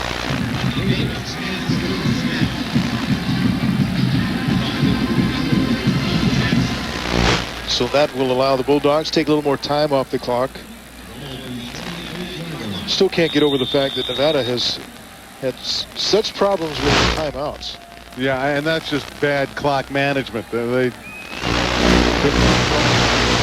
only have 1 left here. They've missed some assignments. They've had to call some timeouts, and it really could come back to haunt them here in the 4th quarter. Davis trying the left side. And he'll be dropped for no gain, maybe a 1-yard gain. Jackson in on the stop. And there's a Nevada player injured at about the 27, 28-yard line. tackle made by number 56, Derek Kennard Jr. Yeah, it's Derek Kennard Jr., who's been such a stalwart up front this season. He started last year as a sophomore. He is a junior, and again, he's the young man whose dad was such a good offensive lineman of the National Football League, Derek Kennard Sr. And Chris Torme can ill afford to lose a player like that in that defensive front, along with George Cordova. You know, Cordova's outstanding, and so is Derek Kennard. Those are the two guys up front that do most of the damage for the Wolfpack.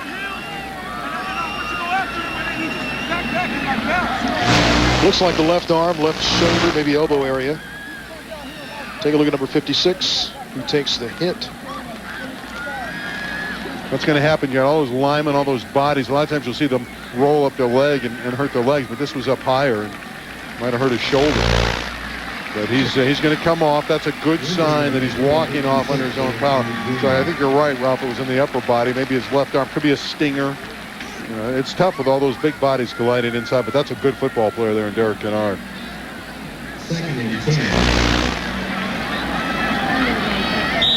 No gain on the play. It'll be 2nd and 10.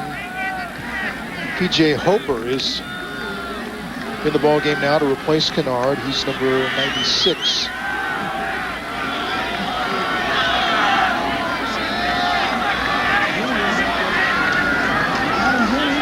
Play action. Pass over the middle, complete. First down, Duncan Reed. Well, Duncan Reed's been really good. You know, he's closing in on 20 catches this year. Again, he's that rangy receiving tight end. And what I like here is the Bulldogs aren't sitting on the lead. Yeah, you want to establish the ground game, but you can't get complacent and you can't get predictable. And they're not predictable. They're throwing to a very good source, the tight end Duncan Reed, who's gotten better throughout this season, and he's putting up some pretty good numbers. First down from the 41. Again, the play action. Pinegar with plenty of time. Now he'll tuck it in and run to the 50, maybe the 49-yard line. Be very close to a first down, maybe just inches short. Pinegar is not fast, but he's crafty, and it was a run like this that helped him win the game in the fourth quarter at Rice when it looked like they were going to lose. He ran out of trouble, picked up a first down, then threw a touchdown on a couple plays later. But here he realized nobody got open. There was some running room. A little cut back there going right by Towns, the middle linebacker, picking up a very nice gain just short of a first down. 2nd and short.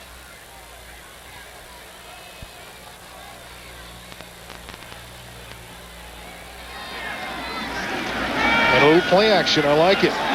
They'll go for it all. A gamble. Jennings juggles and drops it. He had a touchdown. Oh, my. A sensational play fake by Paul Pinegar. He froze the defense. Jennings, the deep post. And Adam will be thinking about this one. A perfect throw by Pinegar. You can't do it any better. Oh, Jennings must feel horrible. Yeah, the picture tells the story. That was ball game, too. And Adam Jennings, glimpses of that was a forgettable moment. Sumlin trying now to get the first down, and he may have been stacked up short. I like the call, though, on 2nd and short to gamble. Well, really in the gamble on 2nd and less than 1.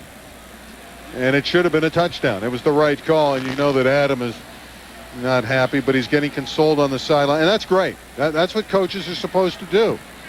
You know, it's not always easy in life, and it's not always positive in life, and Jennings has done a lot of great things, so he had a bad play. You got to come over and say, hey, that's okay. You've done some good things for us. Pat Hill probably telling him, you're going to do a lot more for us before your career is finished here, young man. And now on 4th and short, it looks like Fresno State will go for it at the midfield. And remember that 59-yard return for a touchdown against Colorado State, one of the great plays of the year by Adam Jennings. And you're right, on 4th and less than 1, the Bulldogs are going to try to establish the fact that they can control the line of scrimmage. Trying to get them out of the jump, perhaps.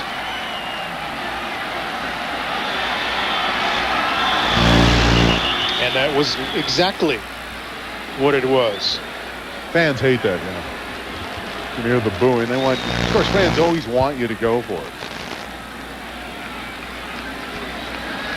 Yeah, Nevada jump early. Yeah, Nevada was a little iffy. They almost came across. Delay of game on the offense. 5-yard penalty. Remains 4th down. There were some anxious moments there for the Wolfpack. They were nearly drawn across by the Bulldogs. Well, if Michael snaps the ball when the defender's across the line, then you got your penalty. You think. You can never be certain with officials. Simpson on to punt on 4th down. Gets the kick away and he booms it. Bounces into the end zone, a touchback. It'll come out to the 20. So Nevada trailing 31-17. We'll come back on offense when we return to Bulldog Stadium. Still a lot of time left in this one.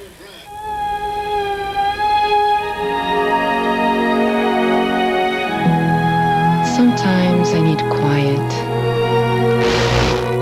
Sometimes I need peace. Sometimes I need to get away. The Lexus ES, a new world of luxury. See Fresno Lexus. I got it. I got it. I got it. And you can get it too. True Bulldog fans know the best selection of authentic Bulldog merchandise is at the Bulldog Shop. For all your Red Wave needs, it's the Bulldog Shop. I got it. I got it. Don't miss out. Get yours now. Stop by the Bulldog Shop today or shop online at GoBulldogs.com. I got it at the Bulldog Shop. The Bulldog Shop, Peter and Barstow, across from all 3 stadiums. Boom, boom, boom, boom. Bang, bang, bang, bang. I love the way you walk, and I love the way you talk. When you walk that walk, and you talk that talk. The Dogs are back on the air next Saturday at 2 when they battle it out with the San Jose State Spartans. See it all here on K-Free WB59. Sunday afternoon at 5 on the WB Big Sunday. Catch up with the Easy View episodes of Smallville and Everwood. Then at 8, the Charmed Ones have to protect the most obnoxious man on the planet who just happens to be Paige's long-lost father. An all-new Charmed, followed at 9 by an all-new Angel. Join K-Free for the big WB Big Sunday. Garrett McIntyre smiling down there on the bench. He hasn't come back into the game since leaving with what we think is a knee injury. Hopefully, though, and by the looks of that, it may not be too serious. Well, he's certainly in great spirits, and that's a good sign. Now Nevada, with nearly 11 minutes to play, trailing by 2 touchdowns, has the football. Burleson has the reception. Thrown out of bounds by Renault, short of the 25. You know, great running backs get stronger and stronger as the game goes on. Here's a terrific receiver getting better and better as the game goes on. It looked like he had very little numbers early on, but suddenly it's tough to corral Nate Burleson. But let's see how they do here. That's a pretty good stick there. But Burleson is starting to get free, and with that, Nevada's offense is moving. Nearing double figures in receptions.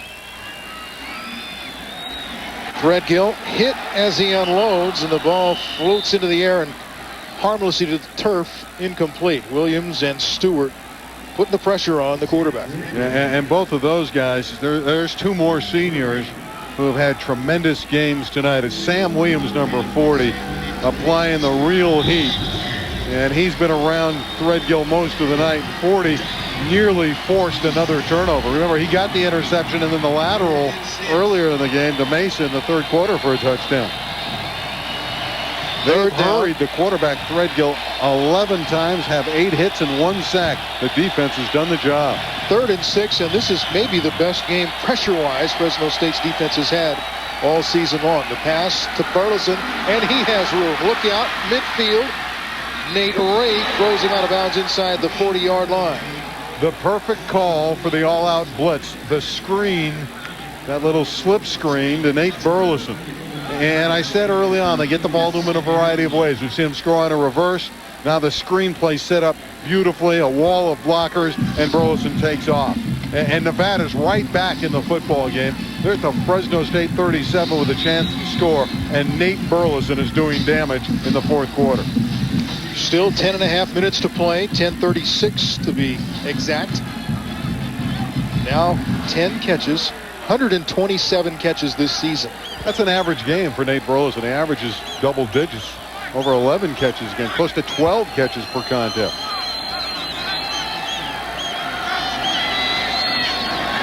From the 37. Pass is complete. Ray, the defender, the ball goes to man for a pickup of nearly 7.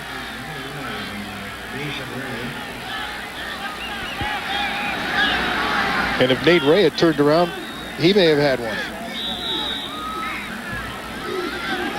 Well, we all remember Chang coming in the fourth quarter and rallying Hawaii, and Colorado State nearly pulled one out here. So the Bulldogs are familiar with these spread offenses in the fourth quarter, coming down and doing some damage.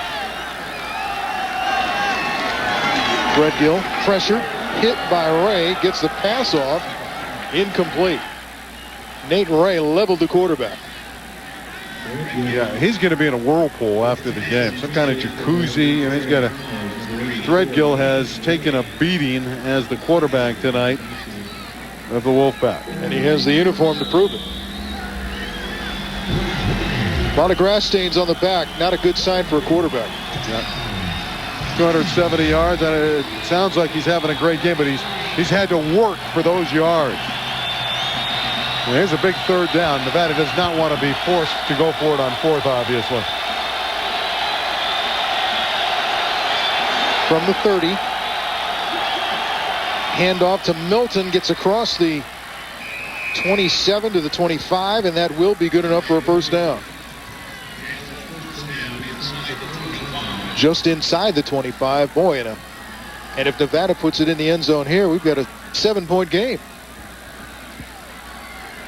Chris Tormey knows it.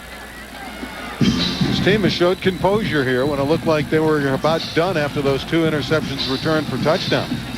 Shown a lot of moxie, scoring one and trying to get another one.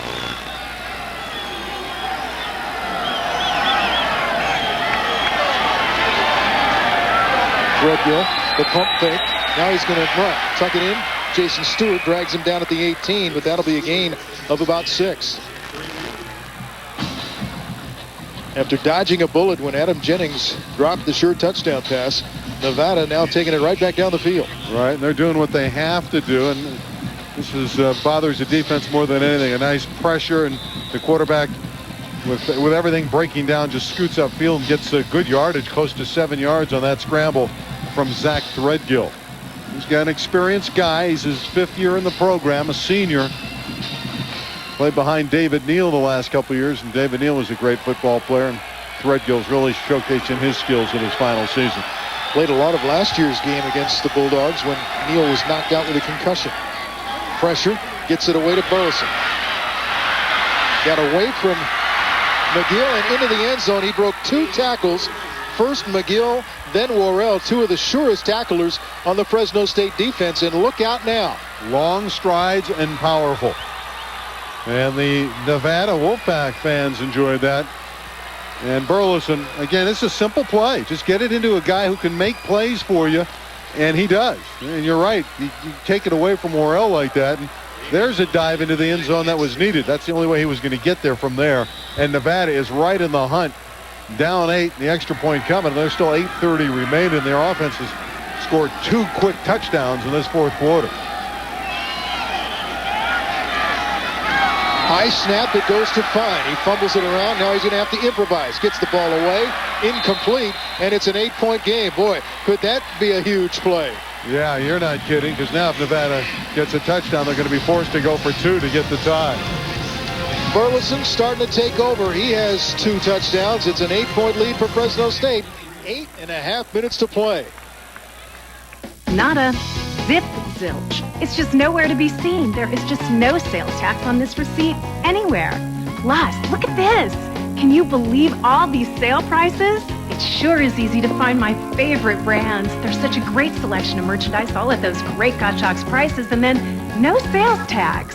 You save with everything you buy. Well, needless to say, I had to find a few more things. With all that money I saved, there's no sales tax at Gottschalk's. You already know the Bulldog Brewing Company is the home of award-winning microbrewed beer. But did you know the Bulldog Brewing Company also has a great menu? There's fresh seafood, steaks, pastas, salads, sandwiches, and specialty dishes. Bulldog's pizza is made from fresh ingredients and slowly roasted in their wood-fired oven.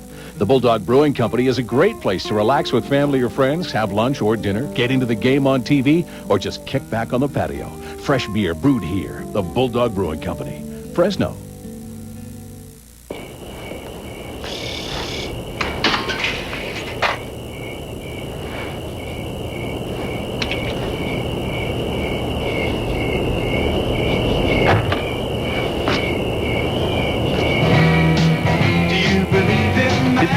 This easy to get into a Mercedes, but we're working on it. Come in today to the Mercedes-Benz year-end celebration, offering more models than ever. Going on now with your Mercedes-Benz dealer. Not long ago, it was 31-10. Now it's 31-23. Nate Burleson working his magic once he gets the football. Yeah, he's run for one, and now he receives and scores. And we've seen just about him on all different kinds of plays, and that's not surprising. The only thing he hasn't done tonight is return the kicks, and he's done that earlier in the year, and I think they just want to give him a little bit of rest, so they're not putting him in on kickoffs, but he's done that as well throughout the season. The missed extra point could be crucial. Kickoff taken on the run by Marquez Davis. Cuts it back, looking for blockers. Dragged down at the 27-28-yard line by Chris Handy. 8 plays, 80 yards on the Nissan scoring drive summary. Burleson with his second touchdown of the night. Well, Ralph, the Bulldogs need to move the football. They can't feel like they have enough of a cushion anymore that they're home free. So they got to think like one more score to feel a little bit more comfortable about everything at this stage, especially the way the Wolfpack has moved it down the field for 2 quick touchdowns. The offense produced 3 points in the second half in the last game against Tulsa. 0 points so far in the second half here. It's been 2 touchdowns by the defense. As Rodney Davis refuses to go down, fights for extra yards, takes it to the 35-yard line. Now, Rodney's tough. We've talked about that all season long. He's just a durable, tough back who finds holes, and and even when he's fumbled the ball this year, it's been because he's trying to get extra yardage, and that's just the kind of guy he is. He's going to work hard to get every extra inch for his offense. 78 yards on 16 carries for Davis. Bouncing to the outside, but can't get around the corner. Knocked out of bounds at the 35. Jolly and Legrone in on the stop. That'll set up a 3rd down for Fresno State. 3rd, and not an easy one either. This is not a physical Nevada defense, but it's a quick defense. And you can see, and Nevada's in trouble with the timeouts, only 1 remaining. But you can see that Nevada flows well to the outside. Rodney unable to turn the corner and push it upfield. Fresno State 4 of 12 on 3rd down conversions. The Bulldogs really need one here. Pinegar rolling to the right. Pass is complete. Jamison, 1st down, Fresno State. Jermaine's had a quiet night. It's good to integrate him into the offense, and a critical pickup for the Bulldogs. They're under 7 minutes to play. Get a fresh set of downs. Get better field position. Just a simple rollout. Short pattern. Find Jamison and get that 1st down. And Pinegar with a pinpoint throw. Right on the money. I believe that's Jamison's 1st catch of the night. From the 41, that's Jamison in motion. Davis up the middle, gains maybe 2. Berry on the stop, along with Cordova.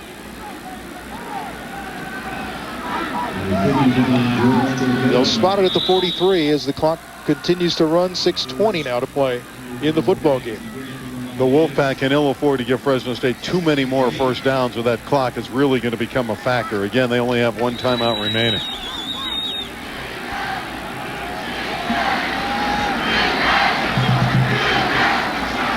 On 2nd and 8. Pinegar with the play fake. Has time and has the pass deflected.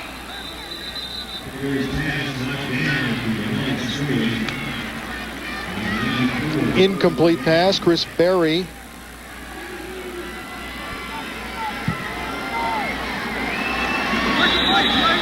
Jackson. Check that, Jackson. Corey Jackson. Yeah, he nearly intercepted that ball, Ralph. He got his hands up, and for a second there, I thought he locked on and picked it off, and that could have been a huge play for the Wolfpack.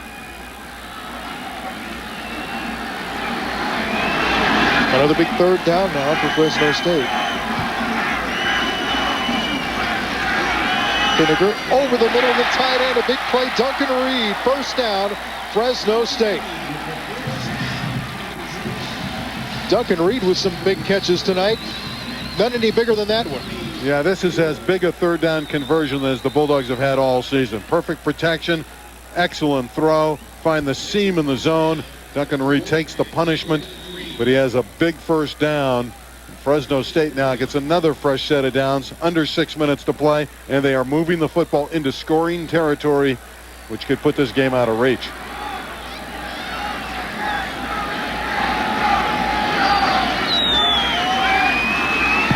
Pinegar hands it off.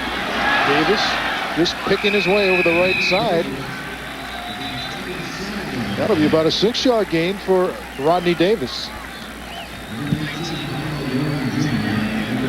LeGrone in on the stop. And you called his name a lot of times tonight. LeGrone's been in on numerous stops. And Nevada's offense has been on the field primarily in the 2nd half, and witnessed by that discrepancy in the 1st downs. Under 5 minutes to play now here at Bulldog Stadium. Fresno State leading by 8. This is Bryson Sumlin, the ball carrier. He'll be stood up. Nevada now trying to strip the football, but that's what happens when you try and tackle the football and not the running back. Sumlin kept the legs churning, may have picked up a 1st down. Yeah, this is Nevada trying to strip the ball, force a turnover, and if they would have wrapped them up at the line of scrimmage, they would have forced a big 3rd down. Instead, it becomes a 1st down. Someone holding onto the ball, Shaq assisting, shoving him forward, and Nevada sees Fresno State with 4:40 pick up a huge 1st down for Pat Hill. You look around for heroes for Fresno State so far tonight. There are a lot of them. Sumlin coming off the bench, doing a great job carrying the football. Pinegar has had a terrific night. Defensively, Jason Stewart, Cameron Worrell. Sam Williams. Stewart's been terrific. Sumlin, big hole. Inside the 15 to about the 10-yard line. He just seems quicker tonight than Rodney Davis. Explosive to the hole. Bryson Sumlin has been the best running back for Fresno State tonight. He's just so quick. Now there's running room. Great blocking up front. That always makes it a little bit easier, but boom, he was in there. You know, whack, he was into the hole. And good yardage again for Fresno State. Another 1st down and another big run from Bryson Sumlin. A huge hole opened by the offensive line of Fresno State. The Bulldogs now with a 1st down at the 11, 61 yards. Sumlin with his best game of the season. Also has a touchdown. Sumlin slips, regains his balance, then he'll be dropped for a loss of about 2.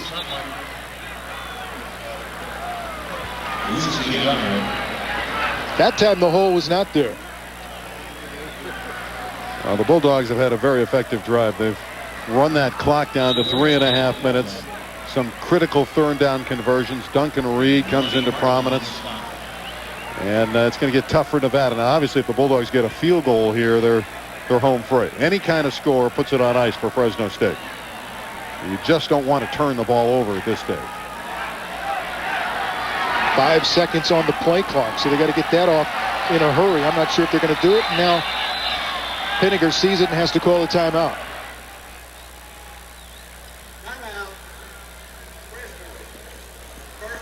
Of the 2nd half. Bulldogs have 2 timeouts remaining. Nevada with 1. 3:11 to play. That's been a lot different than the previous games. You know, Fresno State had outscored Nevada like 168-59 in the last 3 games and averaged 56 a game, but not tonight. This has been a lot more competitive. Time again for This Week in Bulldog Sports, brought to you by CalFed Bank. Put a Bulldog in your wallet with the CalFed Bulldog Visa check card. Be sure to catch your men's soccer team tomorrow when they play the final home match of the season. UCLA is the opponent. Game time at 2. On Thursday, your men's basketball team will host the EA Sports All-Stars in their final exhibition game. For tickets, call 278-DOGS or go online at gobulldogs.com. This Week in Bulldog Sports, brought to you by CalFed Bank. Every time you use the CalFed Bulldog Visa check card, you are supporting the Bulldogs. Paul Pinegar with a solid night tonight. He did throw the one interception, but a beautifully thrown touchdown pass. Should have had another that was dropped by Jennings. I'll tell you, Adam Jennings will feel a lot better if the Bulldogs get another score here. Take some of the heat off of him for that drop ball. On second down, that's Jennings in motion. They fake it, and then the inside handoff goes to Cummings. Bowls his way toward the goal line. Touchdown, Fresno State. James Cummings was stopped at about the 7, but would not give up. Quick trap. That was the same call that went for a touchdown against SMU. And James Cummings gets there so quickly. He's another redshirt freshman, converted fullback, who can play tailback or fullback, and he was in the up back position, and he wasn't going to be denied. And that's a big score, obviously, for the Bulldogs. They lead 37-23, and they've won this playoff game. And now, for the first time, they can start thinking about the Spartans of San Jose State. Little help there with the offensive linemen coming through. Logan Mankins and D'Artagnan Shack pushing Cummings over the goal line. The ball came out, but not until after he had broken the plane, and the extra point put up and good by Asperua. What a terrific drive. In the face of Nevada rallying, you know, they come down the field, get all the first downs on all the critical third down conversions, and they get the touchdown. And it's been a night of interceptions. Cameron Worrell, you know, taking this one back. Worrell goes all the way 62 yards. Great blocking on that far sideline. And the senior on senior night scores. And then Sam Williams with Worrell blitzing picks it off, has the presence of mind to drop it off to G. Mesa, and he returns it 60 yards for a touchdown. This in a matter of just a couple minutes. Fresno State intercepts and scores 2 consecutive touchdowns. It was a 17-10 game at the time. The 2 interceptions for touchdown, just like that, made it a 31-10 ball game. Nevada coming back strong with a couple of scores, missed the extra point to get within 8, and now Fresno State probably putting it away with the late score there by James Cummings on a 12-yard run, and great run by Cummings. Just a great drive. I mean, that was the drive of the ball game where Nevada made its move, they made its push, they had made it a ball game, and Fresno State was reeling a little bit and had to show some character. A young football team facing some big third down plays, and they made them. So now when they go to San Jose State next week, they'll have some confidence when they go into the fourth quarter that they can make plays. And it's going to be a very tough contest for them next week. Not a question about it. San Jose State can score. Risloff's an outstanding quarterback. Paulie's a great receiver, so we're going to see another pass receiving combination. But it now means a lot. It's great to see a rivalry game that's going to mean something.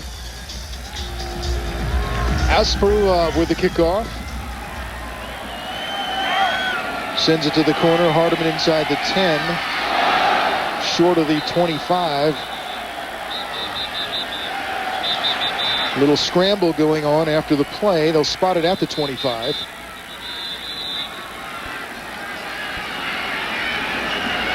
Players having to be separated there.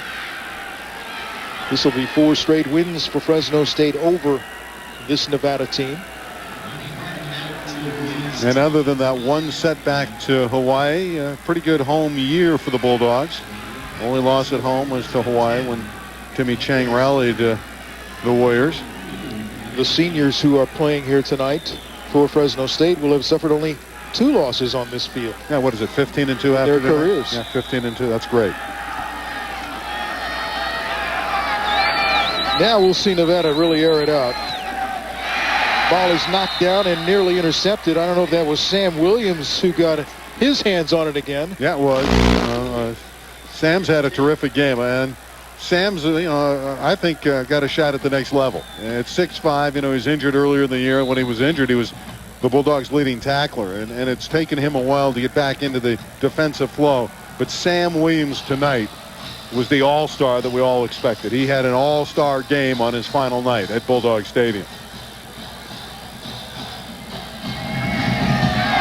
Pass is away toward the sideline, incomplete. It was caught, but out of bounds. Fleming, the receiver, 3rd down. And what I like here is Fresno State is still blitzing. They came off the corner with James Sanders. They're not in any prevent. They're ahead 38-23, so they have 15 points to play with. But they're still going after Zach Threadgill. They're playing it like it's a tie ball game, and I like that philosophy by Dan Brown. 3rd and 10. Two receivers to each side. Out of the shotgun, it's Threadgill. Over the middle, another one-handed grab by Burleson. Finally taken down by Batista and Sanders. Juan Batista, one of those 12 seniors getting an opportunity to play. We've seen him earn a scholarship, a former walk-on, and he's earned that scholarship, been mostly on specialty teams. But if you're Juan Batista, you don't want to get in a one-on-one battle with this guy. I mean, fortunately had help there from Sanders, but Burleson is a big-time performer. Threadgill to the sideline. Pass is complete to Fleming. Stepped out of bounds just across the 50. 2:31 to play. 38-23, Fresno State with the lead. Ralph, this was a lot of fun tonight. This was a game, and we said it at the top of the show, that was like playoff caliber. We had that feel to it, and both teams really played hard. And Fresno State, made some big plays tonight on defense and deserved the win. And now they're ready for another playoff game next week. That's the reward. The pressure just continues to build for Fresno State, but at least there's something at stake for San Jose's game. Another deflection, another knockdown. Again, Sam Williams, right? Yeah, he's starting to look like, Hakeem Olajuwon or Kareem Abdul-Jabbar or Shaq O'Neal. As one of those centers, or Bill Russell rejecting. I mean, he should be playing for Ray Lope's basketball team in the middle because he's blocking that many shots. Look at number 40 there. He's eyeing the quarterback. That's his job. And boom. 6'5", the arm span. I think he can play in Lope's front line. Don't give the coach any ideas. Pat Hill needs him the rest of the season. Threadgill. Burleson to the 45, dropped by Sanders and Renault. That'll be a 1st down, stopping the clock with 2:20 to play. Now Burleson caught 19 last week, and he may not get to 19 tonight, but he's starting to get into the high rent district. I believe that's 13 catches. He has caught a touchdown pass. He's run for a touchdown. And now he's going to be open. Burleson takes it. 10-5, touchdown Nevada. And still 2:06 to play. And with an onside kick, maybe I was getting ahead of myself with San Jose. That's 14 catches. 2 touchdown receptions. And 1 touchdown on a reverse. So, I mean, what more can you say about Nate Burleson that hasn't already been said? Fresno State will be thrilled to see him go to the NFL. There is a quality performer. And he makes it look so easy. He's just got those long strides and kind of lulls you to sleep, but he's great. You go for 1 here because if you miss the 2, you can forget about it. Got to get a 2-point conversion at some time if you should happen to score again. Now, how big is that run by Cummings? Absolutely. But watch how wide open Burleson is. Well, he's just going against the young secondary, and he beat him badly this time, splitting the defenders, and he beat Renault, and by the time Culver came over there, it was too late. This guy is just a stop and go. He's a zone buster, and he ran by everybody. And with those long strides, he's deceptively fast. There's the stop, and here's the go. And the footballs are going to arrive on time, splitting the defense, and it's a touchdown for the Wolfpack. We've seen him make a couple of one-handed catches already tonight.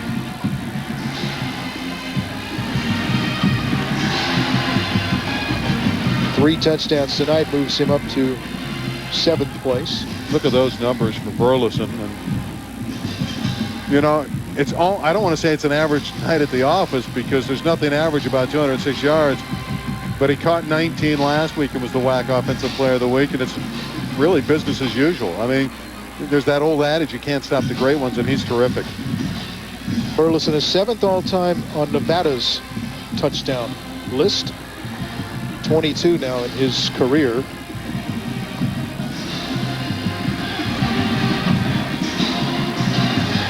He has 12 this season. Yeah, he had only 179 yards with the 19 catches last week and over 200 tonight. Oh, here comes the onside kick. Fresno State is prepared for it. The good hands people up front.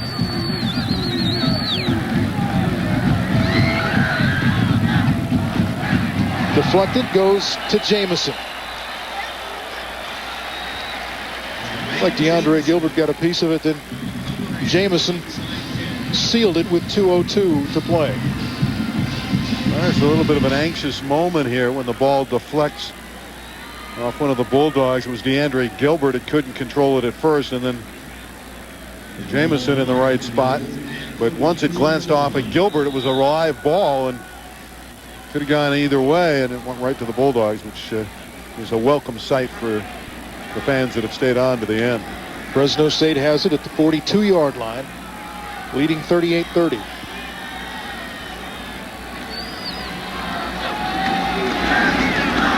Rodney Davis over the middle inside the 40. Nevada with just 1 timeout. And the Bulldogs obviously are in no hurry. And Pat Hill preaches ball security all the time. That's why he was peeved about the 4 turnovers last week. And here's a case where, you know, you're going to win the football game if you hold on to it. So ball security is first and foremost at this point.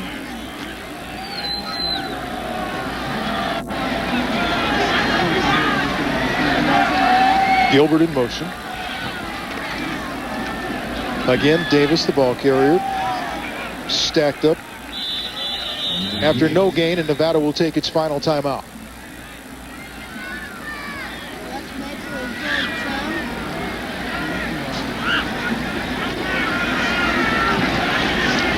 Time now for the play of the game, brought to you by Herwalt Motors, Fresno's only authorized Mercedes-Benz dealer. Value unlike any other. The play of the game begins with Paul Pinegar and ends with a handoff to Cummings, and this is going to be the clinching touchdown as James Cummings lowers his head. Here come the reinforcements. Mankins, Shaq, Michael, the offensive linemen push him over the goal line for the play of the game, brought to you by Herwalt Motors.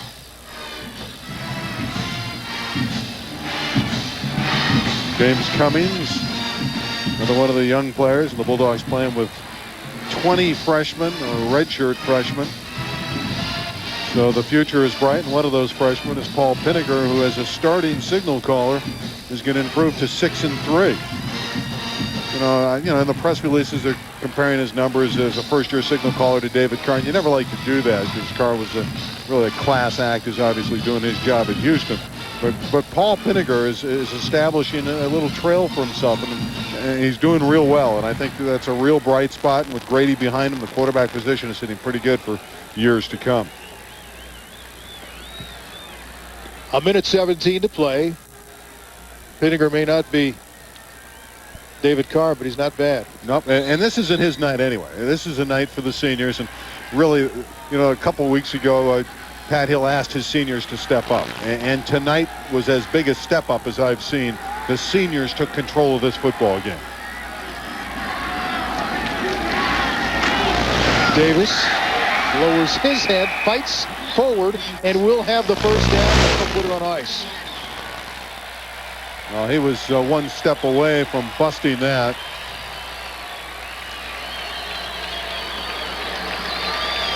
Great balance and power by Rodney Davis to pick up the first. The clock running at 1:07. And again, Nevada has no timeouts. Tough to arm tackle him. Last tackle was Kawa. And if he does not bring him down, that's a touchdown for for Rodney Davis, who's had a solid game. And the Bulldogs now will just kneel down and kill the clock.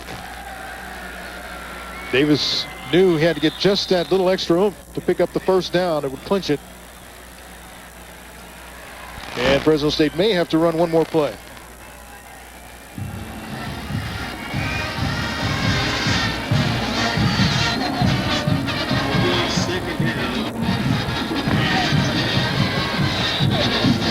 No, they will not.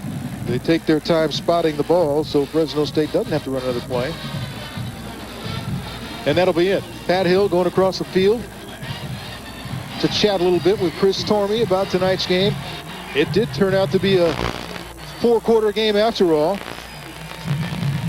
Even after Fresno State had taken that big 31-10 lead in the third quarter, Nevada came back to make it a game.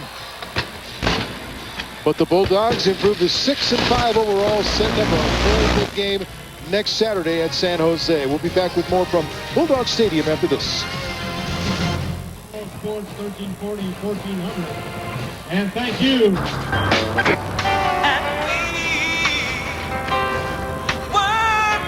What are you trying to do to me with this? But I like this song. Nah, come on, get my CD case.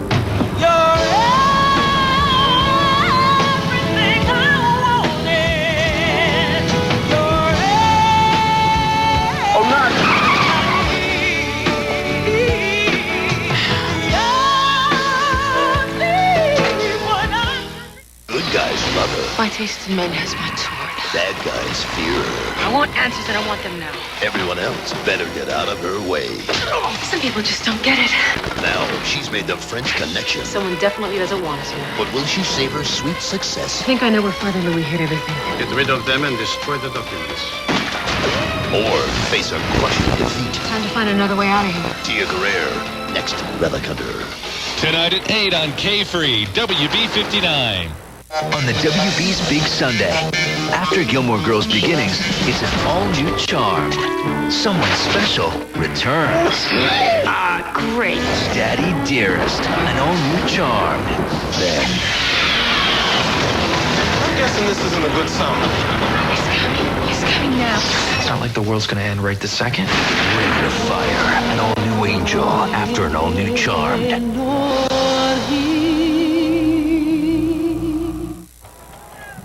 38-30, Fresno State with a victory over Nevada. It's time now for the All-American Sports Fan Player of the Game. All-American Sports Fan, your college sports headquarters at 5 Valley locations, including Kings Mall in Hanford. And tonight's Player of the Game, one of the seniors who sparked that defensive surge that put the Bulldogs out to the 21-point lead. Cameron Worrell, the Player of the Game, brought to you by All-American Sports Fan. 10 tackles, an interception return for touchdown covering 62 yards. And our Player of the Game now standing by with Steve Weekland.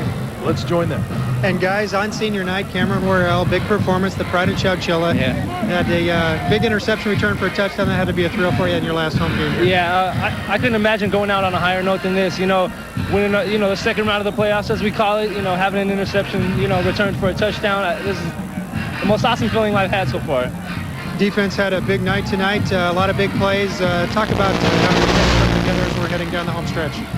We've had our best 2 weeks of practice all season the last couple weeks, and we let it slide a little bit in the fourth quarter. We gave up some plays that we shouldn't give up, but, we're improving every day, which is a good sign.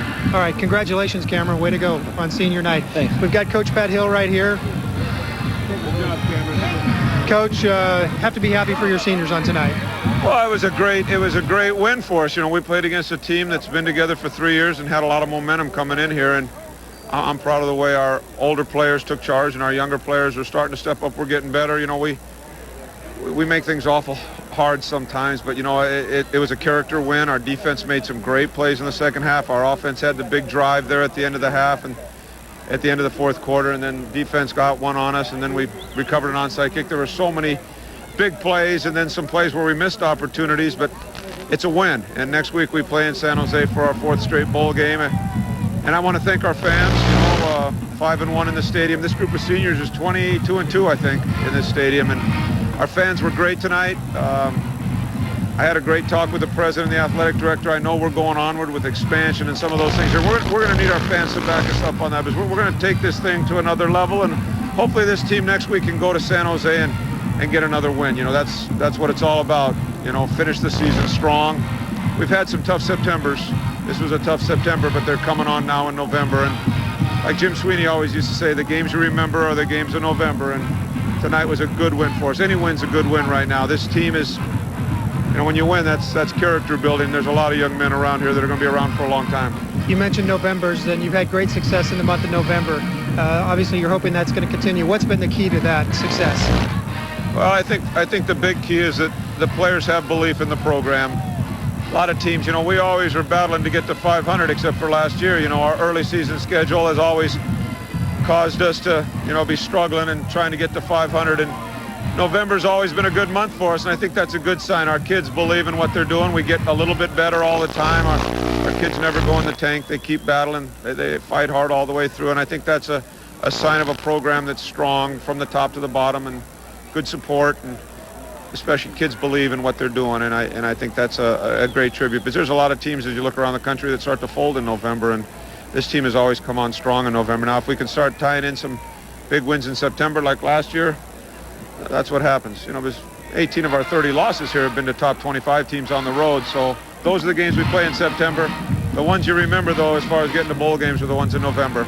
I just want to thank our fans again. We're on our way to San Jose. Come follow it. That one's for the bowl game, so we'll see what happens. All right, congratulations, All right, Coach. I know you want to go see the team. That's it from the field. Let's send it to a break. We'll be back right after this.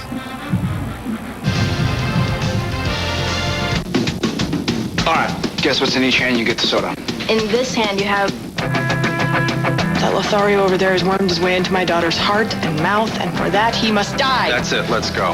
And when? Every Sunday in Beginnings. Gilmore Girls Beginnings. Sunday night at 7 on WB59. Exploring sacred worlds. Look at that. It's beautiful. Will test a crew's faith. Help!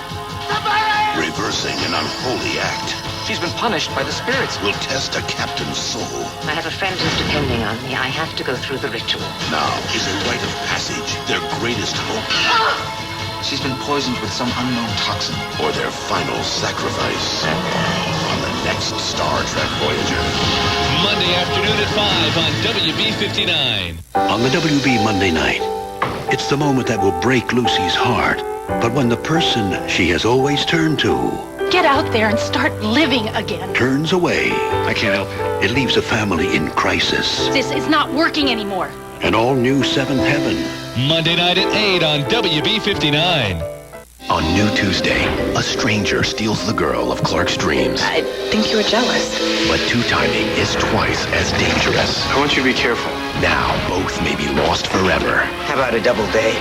Jonathan Taylor Thomas returns to TV on an all-new Smallville. Wednesday. Men. Can't live with them.